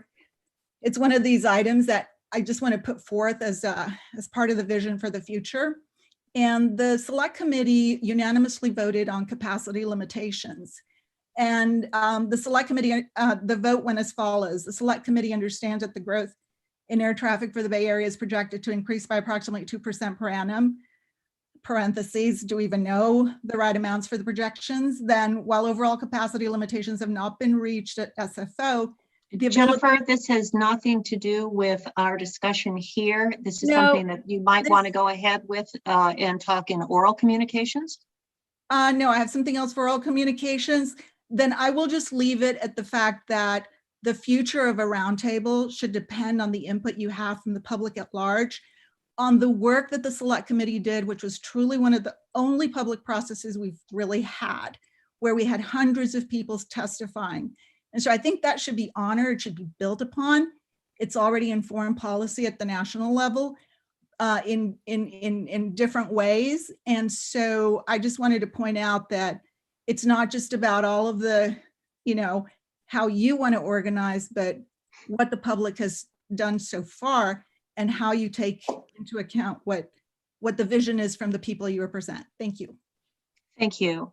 Alistair Fife, please go ahead and speak. You can unmute yourself.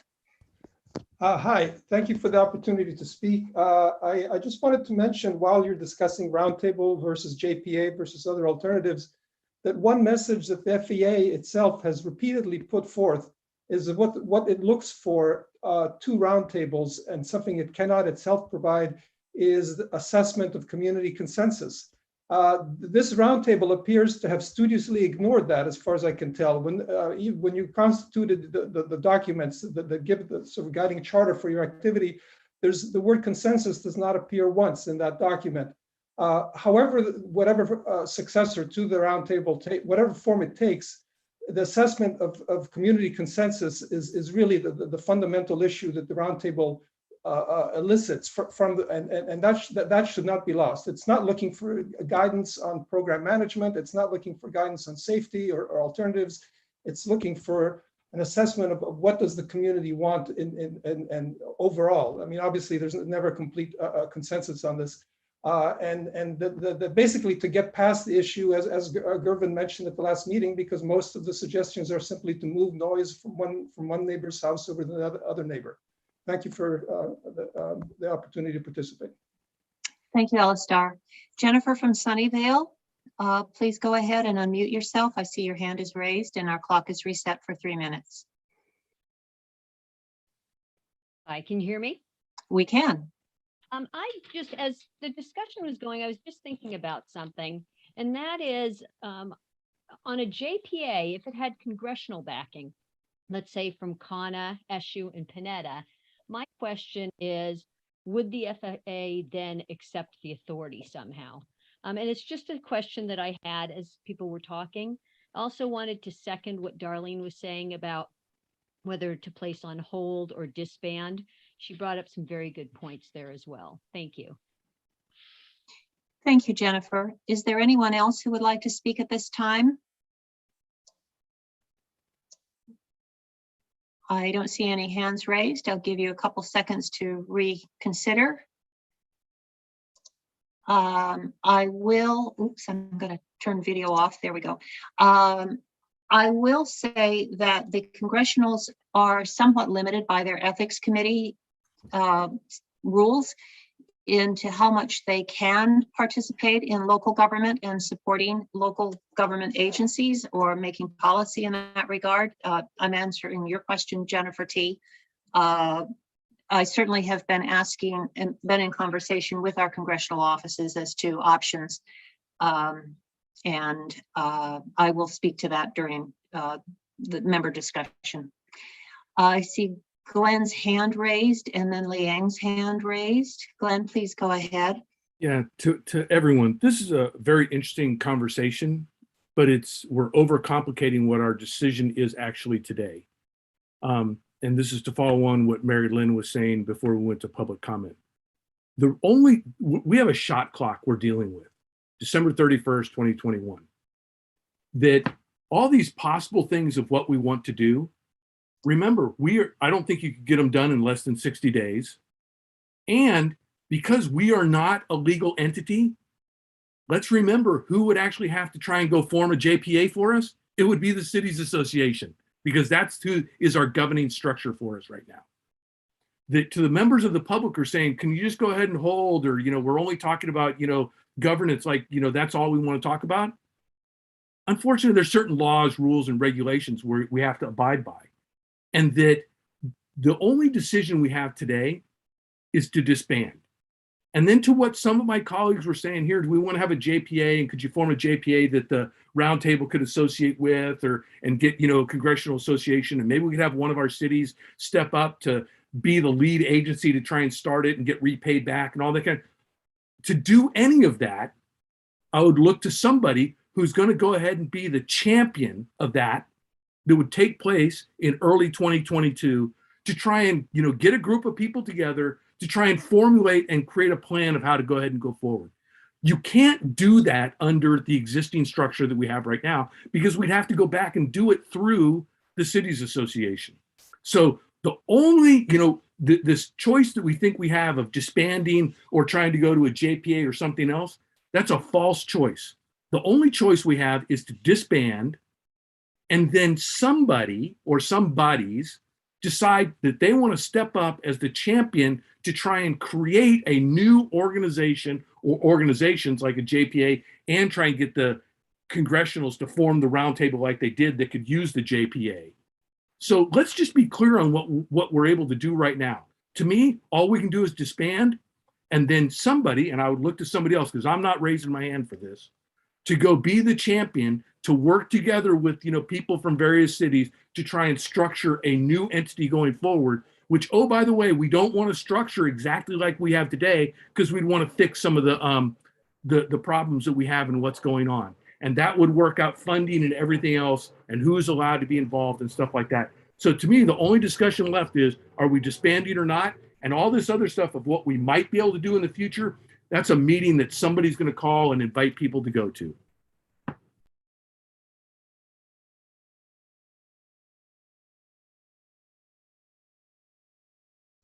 Thank you, Glenn. Liang's hand is up, and then Anita's hand is up. Hello. Hello. Two comments. So first, I think the most logical choice is still the county. And the reason given that the county couldn't do it because they are afraid, politically, they are afraid of San Jose. That sounds like county is very cowardice. I don't think that's the reason. I hope that's not the reason. But we elected the county supervisors to be leaders, to solve just exactly this kind of issue. If they cannot be the leaders, take the leadership to solve this problem, the voters should know. The voters should know that our county supervisors are unwilling to step up to represent the cities because they are afraid of San Jose. I hope that. Point of order, Madam Chair. Can we ask the person not to say, we don't know that that's true from the county? Yeah, I don't know. I don't think it helps our case. To find out. I said, I don't think that's the case. Therefore, we need to have a formal conversation with the Board of Supervisors to find out the exact reason. I don't think that's the reason. That's what I said. But I heard that's the reason given. But maybe that's not true. I don't know. No. Liang, do you have another point to make? I think the most logical is the county. We should have a subcommittee approaching the county to get a formal answer. if they can or cannot and why. And the second point is the Cupertino Union School District, Fremont Union, and Sunnyvale School District just recently formed a JPA. They didn't need a cities association or anything else to form for them. I don't know exactly how that's done, but I don't think we need cities association to form a JPA. And also in this JPA, one of the school districts, which is Fremont Union, is the fiscal agent. So the agreement is that they will reimburse the Fremont Union for staffing management cost for the JPA. So that's a structure, so it's possible. Thank you, Yeah, Liang. thank you. Thank you. Anita, I see your hand is raised. Yeah, just to do a couple quick things to Mr. I'll wait till Mr. Mock's off the phone to answer his question. Mr. Hendricks is correct. I don't think we have any other options but to disband and then see whether we can form again. And what those of you who are new may not recognize is that it was the congressional representatives that largely drove the formation of this group, following the two committees that the chair mentioned, the South Flow Ad Hoc and the select committees. And specifically in our charter, as a part of that, they specified that this was the body that would follow on to those recommendations and make sure that the local community pressure was maintained with the FAA as to how and whether and so on FAA implemented those recommendations. And I'm not going to go through what that's all been about, but I think the discussion of a structure for us to operate is useless without considering the more significant issue of, do we have congressional support, and can we, through that congressional support, have leverage with the FAA? Because without that, we're just spinning our wheels. And for that reason, we cannot solve this through just a JPA.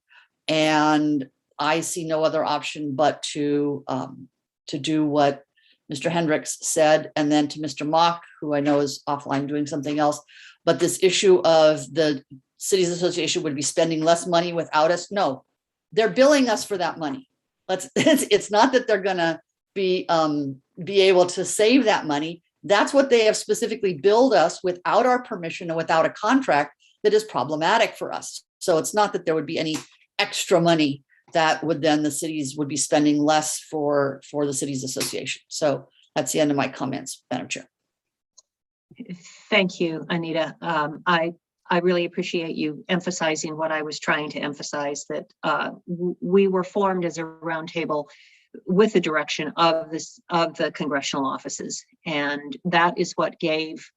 I'm going back to the word gravitas to the roundtable. It does not necessarily follow that a JPA would, but I am not in a position to represent the entire South Bay community and say, forget about it.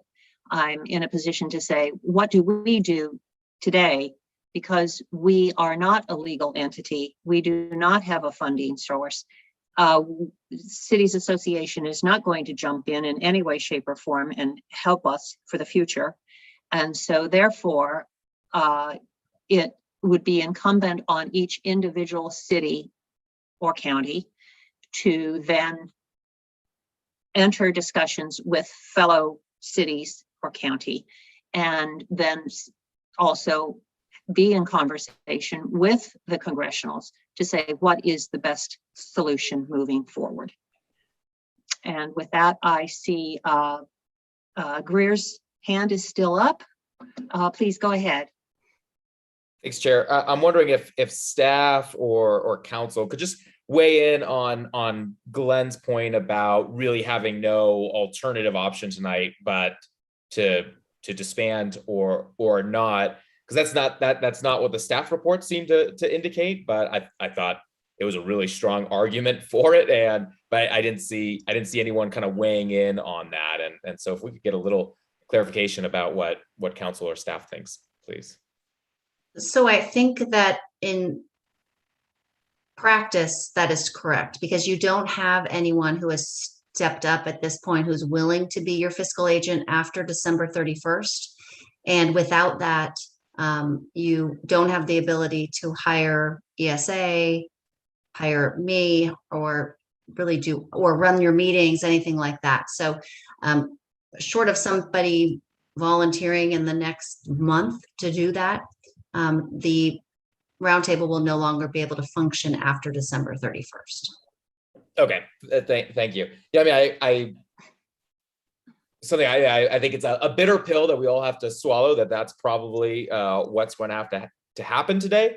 I also, though, don't want us to leave today being what I assume is our last meeting before we are dissolved, with just a hope that we're able to somehow kind of informally get back on track sometime in 2022. So I do think some sort of commitment or agreement, maybe not as strong as commitment, but some agreement of members that we may then go back to our city managers or city staff, or to just to our full councils, to see if we can then organize some discussions going forward. Because I just think if we just leave it as we're disbanded and we're hoping to continue in the future, with how busy we all are and our cities are, I think that's going to be a really tough lift. So if we have some sort of direction and an agreement as far as a framework for what we want to do moving forward, whether that's a JPA or just some other conversations, I think that could be, I think that would be helpful. And I don't know the best way to go about that. I'm still very new to council and this whole process, so I haven't seen something like this play out. So I'm open to any thoughts or recommendations from my colleagues, but those are my comments. So Kirsten, do we have a resolution prepared? We don't, but we can work on one now, and I can prepare it. But you could include in that it would disband December 31st, 2021. And prior to that, the members would work with their agencies to investigate alternatives to the roundtable.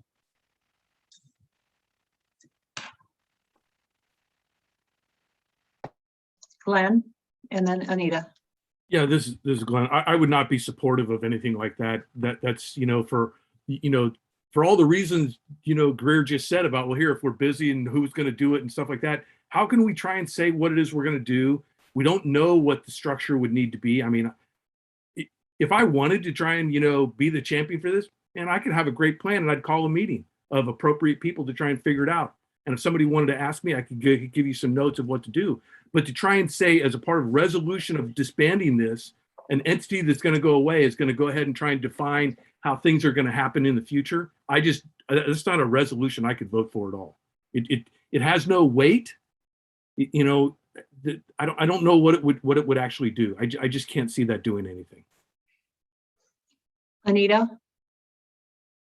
So I'd like to offer a motion that we disband the SCSC Roundtable and wind up business to terminate all activity and cease operation as of December 31, 2021, and direct staff attorney to develop the appropriate legal documents to effect that termination. I have a second. As hard as this is, I see Glenn's hand raised. I'll second that. Okay, I see Allison's hand raised for discussion or amendment. No, it was just for seconding, but I will say that, I'll certainly go back and talk to my city manager about this, and I just want to guarantee people who are members of the public who are watching that and who are concerned, that I'll certainly bring it forward, even though it's not a part of the resolution, talk to the city manager, and through, we have a means at the end of our city council meetings where we bring up unagendized business, and I'll certainly bring it up among the rest of our council to discuss. So I do support this motion, but I'm not just going to drop the subject. Yeah, and I think, Madam Chair, if I might, I think that everyone who has served on this roundtable, both presently and in the past, has been, first of all, devoted and completely dedicated to representing the interests of our communities and our residents in trying to remedy the problems with air traffic. And that commitment, I know my colleagues on this roundtable and the ones who've preceded some of you continue to feel that way. So I don't think this is going away.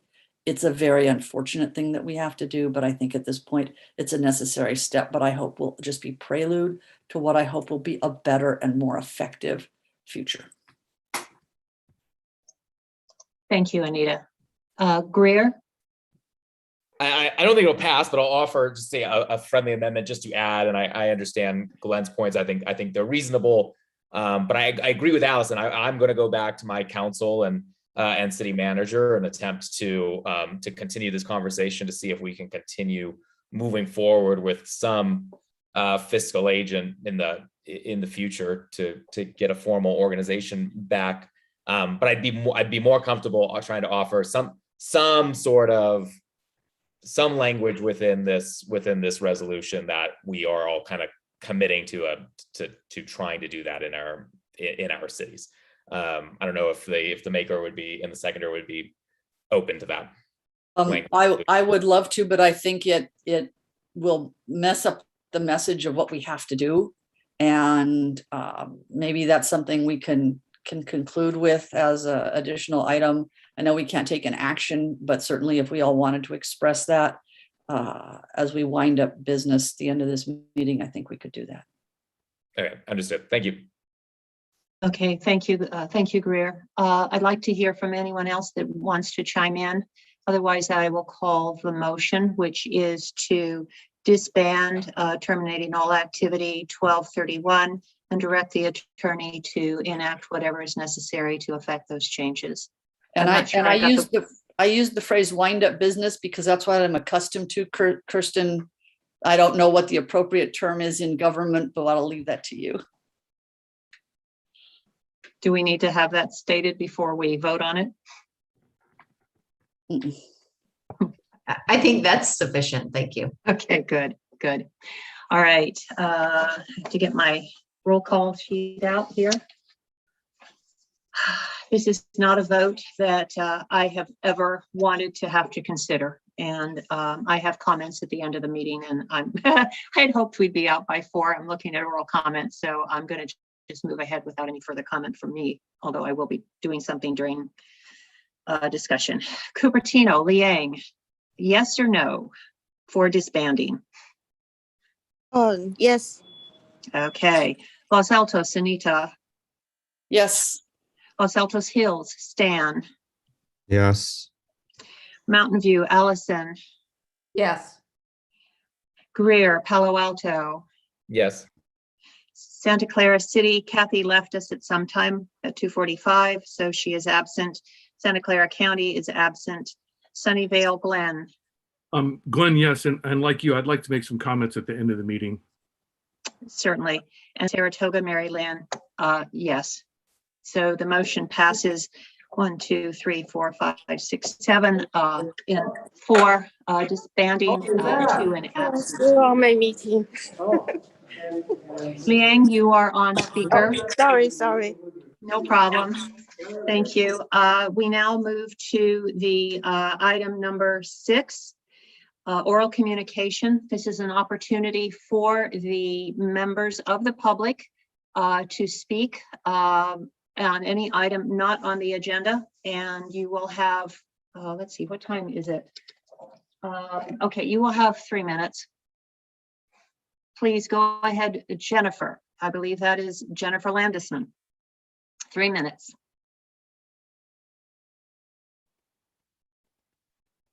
Please unmute yourself and go ahead when we get the clock up. Thank you. Yeah, I just saw the unmute button. I'm just gonna, since this is possibly the last comments to the SCSC, I just want to say that, as you know, we spend a lot of time. Wait, is the clock working? I don't see it. And I don't hear you. We need to start the clock. I think Evan is working on it. Sorry, were you not seeing the screen? Let me try it We can again. see the screen, but the clock didn't start. Okay, here we go. Thank you. There we go. Go ahead, Jennifer. Okay. We spent a couple of years discussing the National Environmental Policy Act process and how, it just hasn't worked out for our communities in particular because of the high hurdle that the FAA has set in order to disclose impacts or to assess impacts. And now there are several publications on the IFP Gateway for December, and the SCSC did not ever get the IOU from the FAA or follow up on which one of these procedures would affect us or allow you to provide comment to give communities more of a voice. So as you wrap up, citizens and individuals are pretty much left on our own as regards the rights and responsibilities that are associated with taking major federal actions that, it's basically the FAA is saying, yeah, so sue me. And all of the efforts to get you guys to speak up didn't work out, including that the final letter that you sent on the National Neighborhood Study didn't even reflect what you actually voted on, which is to address the 65 DNL threshold being way too high, and that it doesn't represent communities that are in the much lower noise thresholds. So I just want to point out that there is probably going to be a lot, it leaves pretty much a confrontation on this issue for the rest of the year. December, I think your cities are going to be able to speak up to this when the time comes in December or January and February. There's a statute of limitations, but I would encourage you to not let this, just pass with the FAA taking this attitude of, yeah, you don't like it, sue me. Because how is it that we worked pretty much for 7 years on this very topic and the message didn't get across? I think as policymakers, you really could add something to this process instead of the complete silence that I have observed from you, from the SFO Roundtable. And we'll be talking about it, not in roundtables. And I'll make sure to invite you to the citizen conversations that we will be having, because we are kind of left without leadership on this issue, and it's going to have to come from the grassroots level, which seems like, well, too bad, right? But we'll deal with it. And otherwise, thank you and have a happy Thanksgiving. Thank you, Jennifer. Darlene Yapley, please go ahead. I'm going to keep this short and sweet. I want to give a heartfelt thank you for all of you and all that you've done. It's difficult for all of us, but I do want to thank you, and we appreciate all you've done for us. Thank you. Thank you, Darlene. That's very special hearing from you. And I hear the emotion. I think many of us feel that too. Jennifer from Sunnyvale, please go ahead. Gosh, Darlene even had me crying. Yes. I did want to thank all the roundtable members, past and present, for their dedicated service with the roundtable. I was impressed by you folks, seriously impressed. Your composure, your professionalism. All I can say is thank you, thank you, thank you, thank you. Thank you, Jennifer. Alistar, you appear to be the last speaker whose hand is raised today. You will have 3 minutes when you unmute yourself. Hi, let me join in with the thank yous. I really appreciate present and past members for all the effort that you've put into this work. I want to briefly touch on the issue of regional consensus again, though, mostly for the record, but I don't know if time between now and December 31st allows for any communication with the FAA, but I believe that the roundtable should write a letter to the FAA thanking them first for the workshop that they put together on July 20th and 21st. I think that was an unprecedented amount of community outreach on their part. And secondly, I think that the FAA should be thanked for listening. I believe that they really did listen to what the lack of community consensus between the two recommendations for moving Surfer west. I'd like to read a quote that Gary Waldeck wrote back in December 14th of 2017. If I or other members of the Select Committee had been aware of the FAA's determination that any of these criteria were infeasible when the Select Committee voted, the initiative would not have approved. If the FAA's proposed route change does not meet all 9 criteria, then it does not reflect the regional consensus and therefore should be abandoned. In a clarifying comment to the local newspaper, he later added, "My vote was predicated on the assumption that all 9 of the validating criteria were possible and would be used." Consensus, regional community consensus for the westward shift of Surfer has not existed since 2017. Mayor Waldeck's comments were followed up by letters from Mayor Martine Watkins, Mayor Cynthia Matthews, Mayor John Radford, and Mayor Roger Spreen. County Supervisors Bruce McPherson and Ryan Coonerty all repeated the same message, which is if you cannot fully implement 1.2R1 and 1.2R2, the FAA should basically take no action. That's exactly what the FAA did. And going forward, I think that anybody that attempts to address the issue of interact with FAA needs to recognize the FAA primarily is looking for an assessment of regional consensus. This is what this is something that they cannot do. The Select Committee decided early on that the definition of regional consensus was a supermajority vote of the 12 members. Anyway, thank you again for all the effort you've done. Thank you, Alistar. Is there anyone else in attendance who would like to speak? Kristen Artie, would you like to speak? Lydia Coe? I see Bert is on. I want to recognize him and thank him for participating throughout the roundtable. And I do see Lydia has raised her hand. Please go ahead. Hello, Chair. I just want to say it was a pleasure working with everybody on the roundtable, and I also want to thank all the roundtable members for all the work that they have done in this very difficult time. And also the members of the public who has been really important and valuable with all of their research, analysis, and guidance.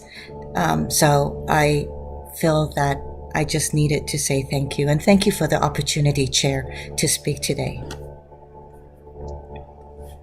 Thank you, Lydia. It's nice to hear your voice here.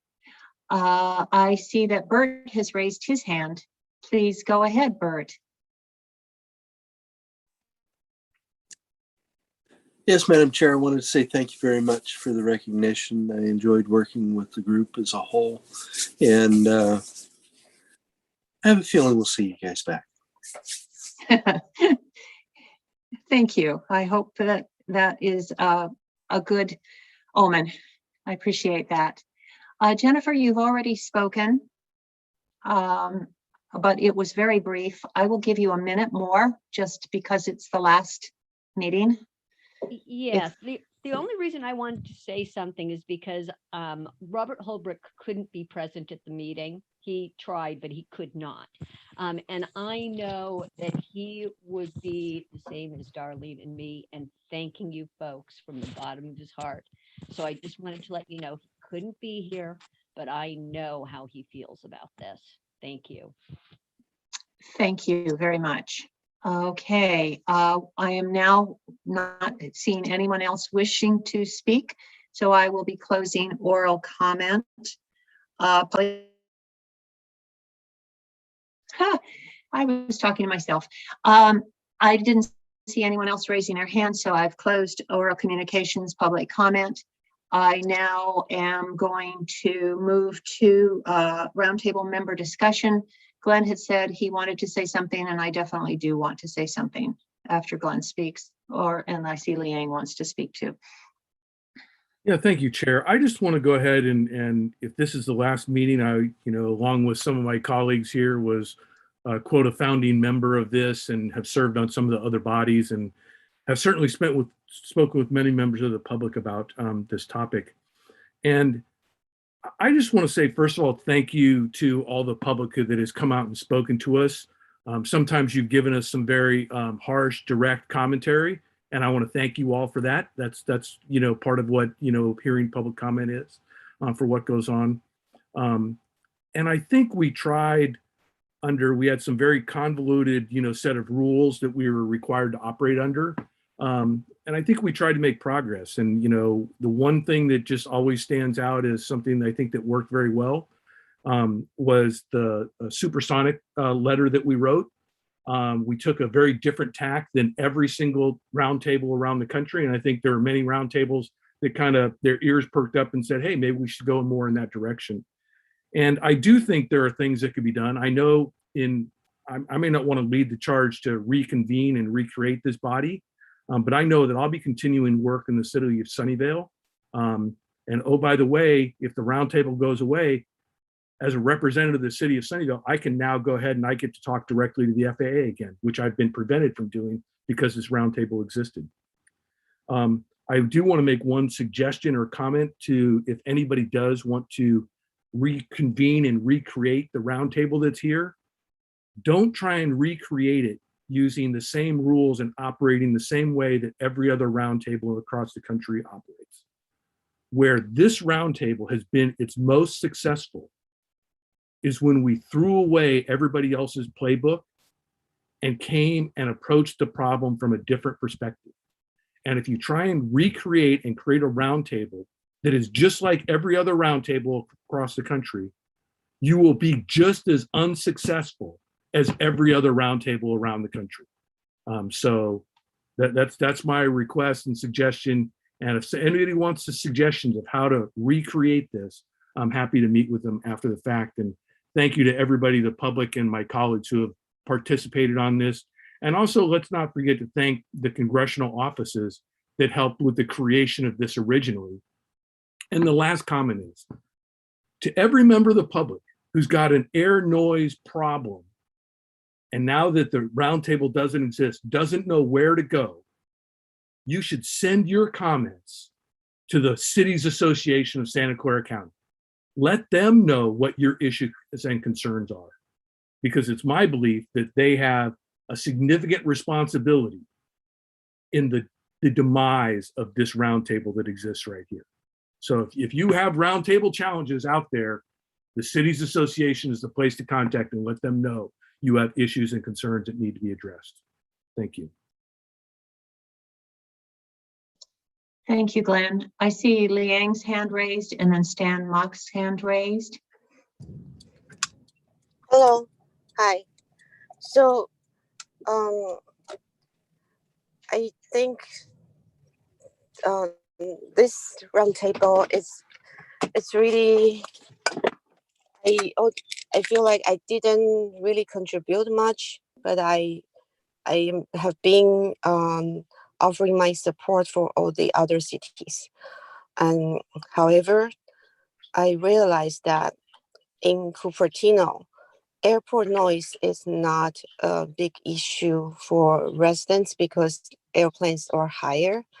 But for me and the former council member Stephen Scharf, this issue is more of concern for us because both of us were involved with Sunnyvale residents, and I attended the San Mateo airport noise meeting with residents. I attended the San Jose airport commission meeting, and I heard personally the pains the residents who are under the flight path suffer. However, the other council members who are newly elected, they don't know. And therefore, when I mentioned this to the city manager, we have an interim city manager, but even I mentioned to our mayor, they are of the opinion, you are wasting your time on the airport noise roundtable, and Cupertino probably should pull out. I feel like they don't know the pain everyone suffers because the roundtable exists. A lot of complaints has come to the roundtable, but not the individual city councils. So I think I think there has to be a roundtable exist in some way, shape, or form, because airplane noise is not going to go away. And it is a very small percentage of our population that's influenced. This is the exact marginalized community. And if the city council don't represent them, who else will? No one else. So no matter how small, now the community members, if we want the roundtable to continue, you need to start sending complaints, emails, dig up whatever you had sent before to all the city councils, including Cupertino, even if you are not a Cupertino resident, because people need to know your pain so that they are motivated to address this issue. And a lot of newly elected who have not been involved, they really don't know. And I agree that we need cooperation from the congressional members to decide what kind of form and format. But we need the community voice that really gives us power to find an entity in the future to address these community concerns that are not going to go away, whether we disband or not. Thank you, Liang. Stan, I see your hand is raised. I just wanted to give gratitude for all the people who have served on each one of these separate committees throughout the years. I know that you've all worked very hard to get something accomplished. I think that something has been accomplished. This time and effort has not gone to naught. I think that there will be additional roundtables in the future as long as we do have aircraft noise, and not only the current aircraft noise, but increasing aircraft noise because of the economy that is starting to pick up. And I also wanted to thank the participants for all the calls that they've come on. And it's really difficult to speak in front of an unknown group or even a known group. Public speaking is very difficult to do. So thank you for showing up and being there. What I wanted to offer also was the fact that the solution for this aircraft noise is not just a solution for us in this local area. The solution to aircraft noise is a solution that has to be offered nationwide. And it's a very complicated solution. It's not something that we just have an idea and we'll go with it. We need all kinds of consultants to go through and analyze each one of the flight paths and so forth.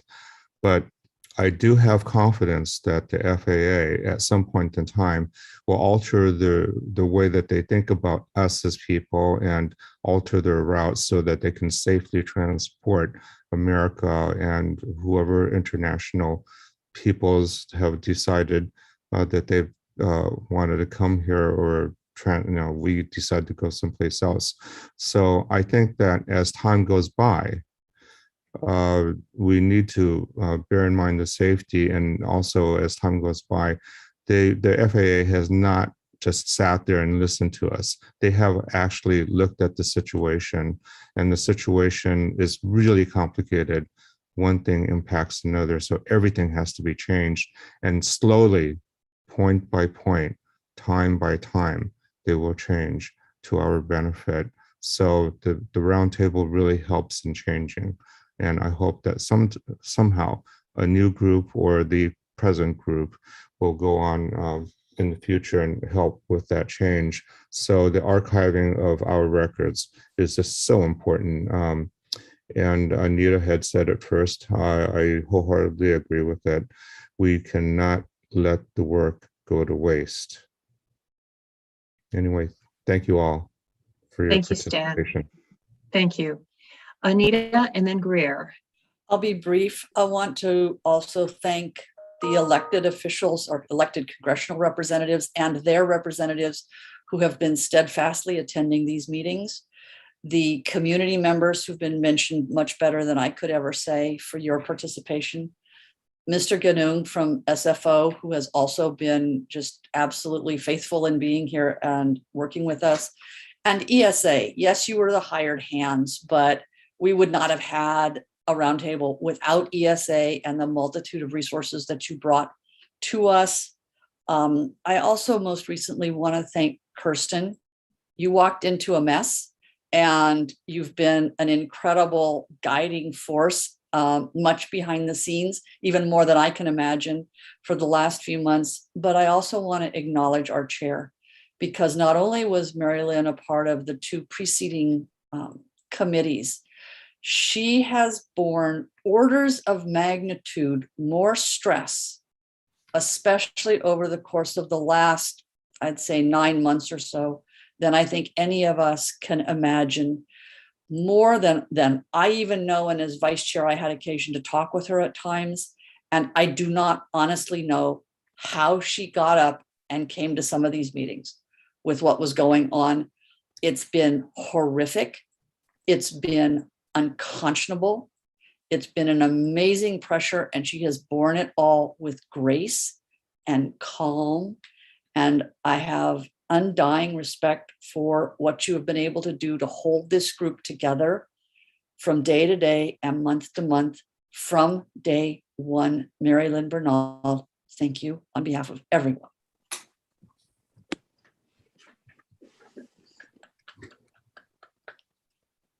I think the word is verklempt.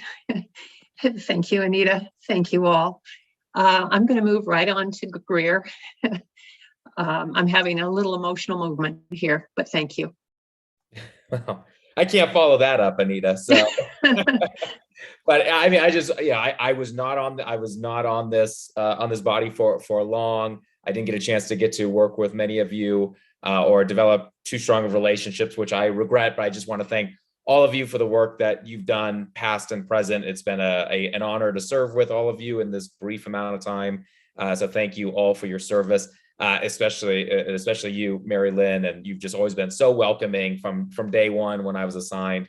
And so I appreciate that. I'm very hopeful that we'll all come together again sometime soon, maybe in a different way, but to continue this work. And thanks to staff and council and all the public that has always been just so incredible. And I think it is because we have such an engaged, passionate, and brilliant public that's so focused on this attention. I am absolutely convinced that we will continue this fight, not only with us, but also our engaged public. So I don't see this as the end. This is just a new chapter that's coming. So thanks again, everybody. Thank you, Greer. Liang, I'm hoping that you'll give me a little bit of time to talk because we're almost at the 4 o'clock time, but yes. I see you've raised your hand again. Just want to second everything Anita said about Marilyn. And we really, really owe you gratitude. And then Anita and Lydia, thank you for serving on the subcommittee that you have spent a lot of effort. Thank you. Bye.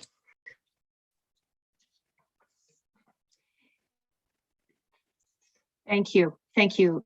Thank you all. I think I'm going to have to keep my video off, which is maybe just as well, because it is an emotional time for me. It's been a long haul through the select committee and serving then on the South Flow with Glenn chairing that.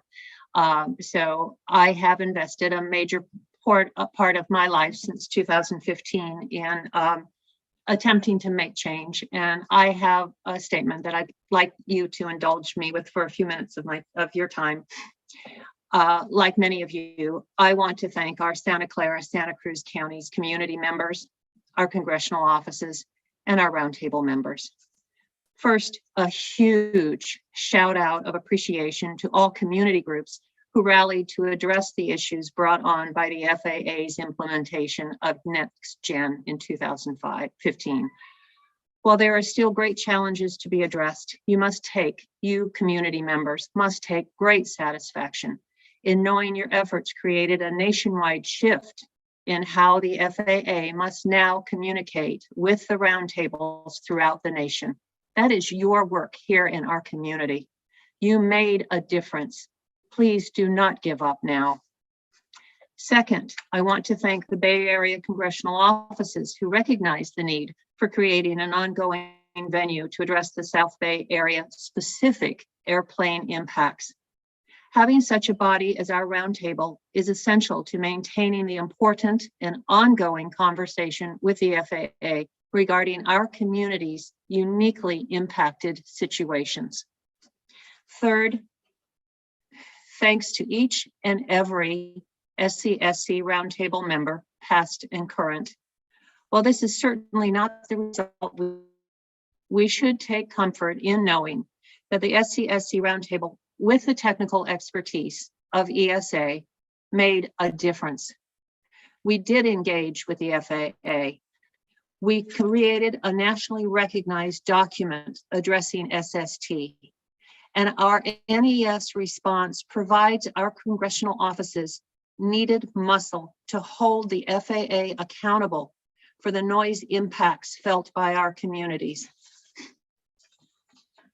I firmly believe it is essential for Congress to hold the FAA responsible, and they can do so with this document going forward. Holding the FAA responsible, that is what must continue.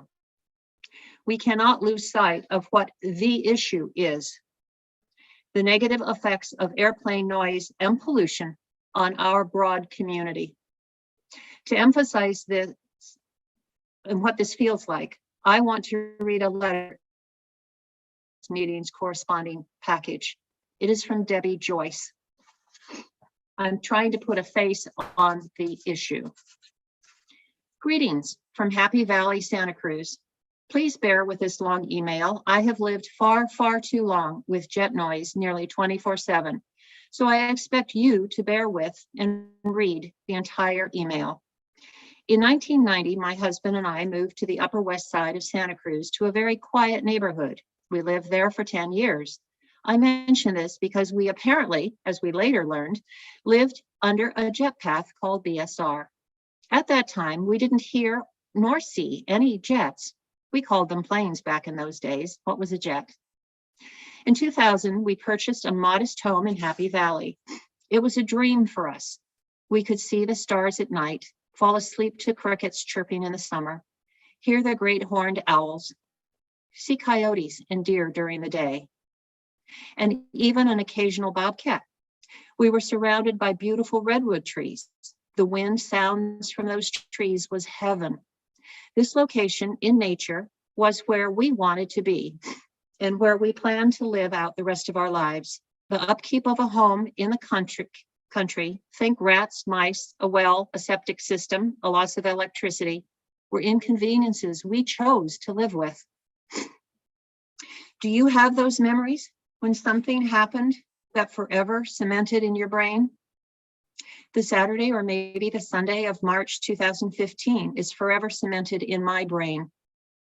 On that day, my husband and I were standing on our patio when we heard and then watched a loud plane, still we didn't know about jets then, fly directly over our patio, and it was very low. We looked at each other with jaws open and said, "What was that?" Since then, as you well know, or do you, it has become a nightmare. One small recent example. From October 4th through October 9th of this year, I recorded a total of 260 jets pass. That week, there were far too many jets flying below 10,000 feet. Another broken promise. And she puts quotation marks, jets will not fly before 10,000 feet. And let us not forget the screeching brakes. I recorded jets as low as 8,000 feet. I have the data. I kept it, if you do not believe me. That week was the first time I felt on the brink of insanity. I do not say that lightly. The expectation of yet another jet was torture, especially when trying to fall asleep. Every single human being requires sleep. That is a human right. What happens to my brain every day that I am distracted and need to record a jet passing overhead? To what end? lack of sleep, interruptions, dementia in my future. For this, for someone to stuff their pockets with money, it is not right. As I attended many of the meetings as I could in Palo Alto with the committee, and I appreciate so many people coming together to resolve this situation. I spent gas money, my time off work, my time. We were told after hours and hours of talks that the jet path would be moved back to BSR. Hence my mention in the first paragraph. I never heard one plane while living on the Upper West Side of Santa Cruz for 10 years. Did the FAA perform any environmental studies before implementing this path? Because if they did, because if they lived here, they would never have made that change. I no longer want to hear any more mentions of we are doing what we can. You are not doing enough. This must stop. I feel exhausted, stressed. I feel unheard, irrelevant. What is happening to our country? Where are the morals that we once had? Who cares about people anymore? I look forward to and expect some movement on this to hold the FAA accountable now, not another 6-year promise. Signed, Debbie Joyce. Again, I finished the letter. This is an individual. It's important that we never lose sight of the issue which she has brought front and center. This is not about personalities. This is about people, individuals, all the Debbies throughout our communities, living in very different neighborhoods, but who are united, unfortunately, by the impact of airplane noise. Community members, congressional representatives and aides, elected officials, roundtable members, this is not the time to step back. Representative Eshoo, Representative Khanna, Representative Panetta, we all look to you to engage on the highest levels to correct the situation now. Address these issues created by the FAA in any manner you can, and please be mindful. Santa Clara and Santa Cruz counties need their own venue. Our residents need relief.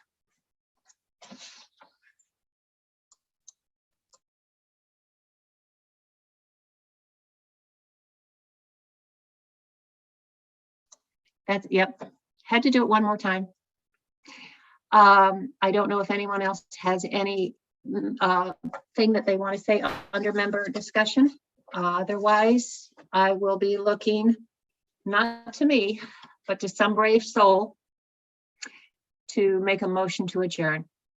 Madam Chair, with great regret, I move that we adjourn. And do I have a second? This is Glenn. I'll second that. Allison, oops, your hand went up, your hand went down. Anything? No, I was just going to second. We'll note that. The old timers are quicker on the button than new ones. But you're breaking up. And SCSC round stands adjourned. It is now 4:04 and the SCSC Roundtable stands adjourned. Thank you all. Thank you. Good night. Good night.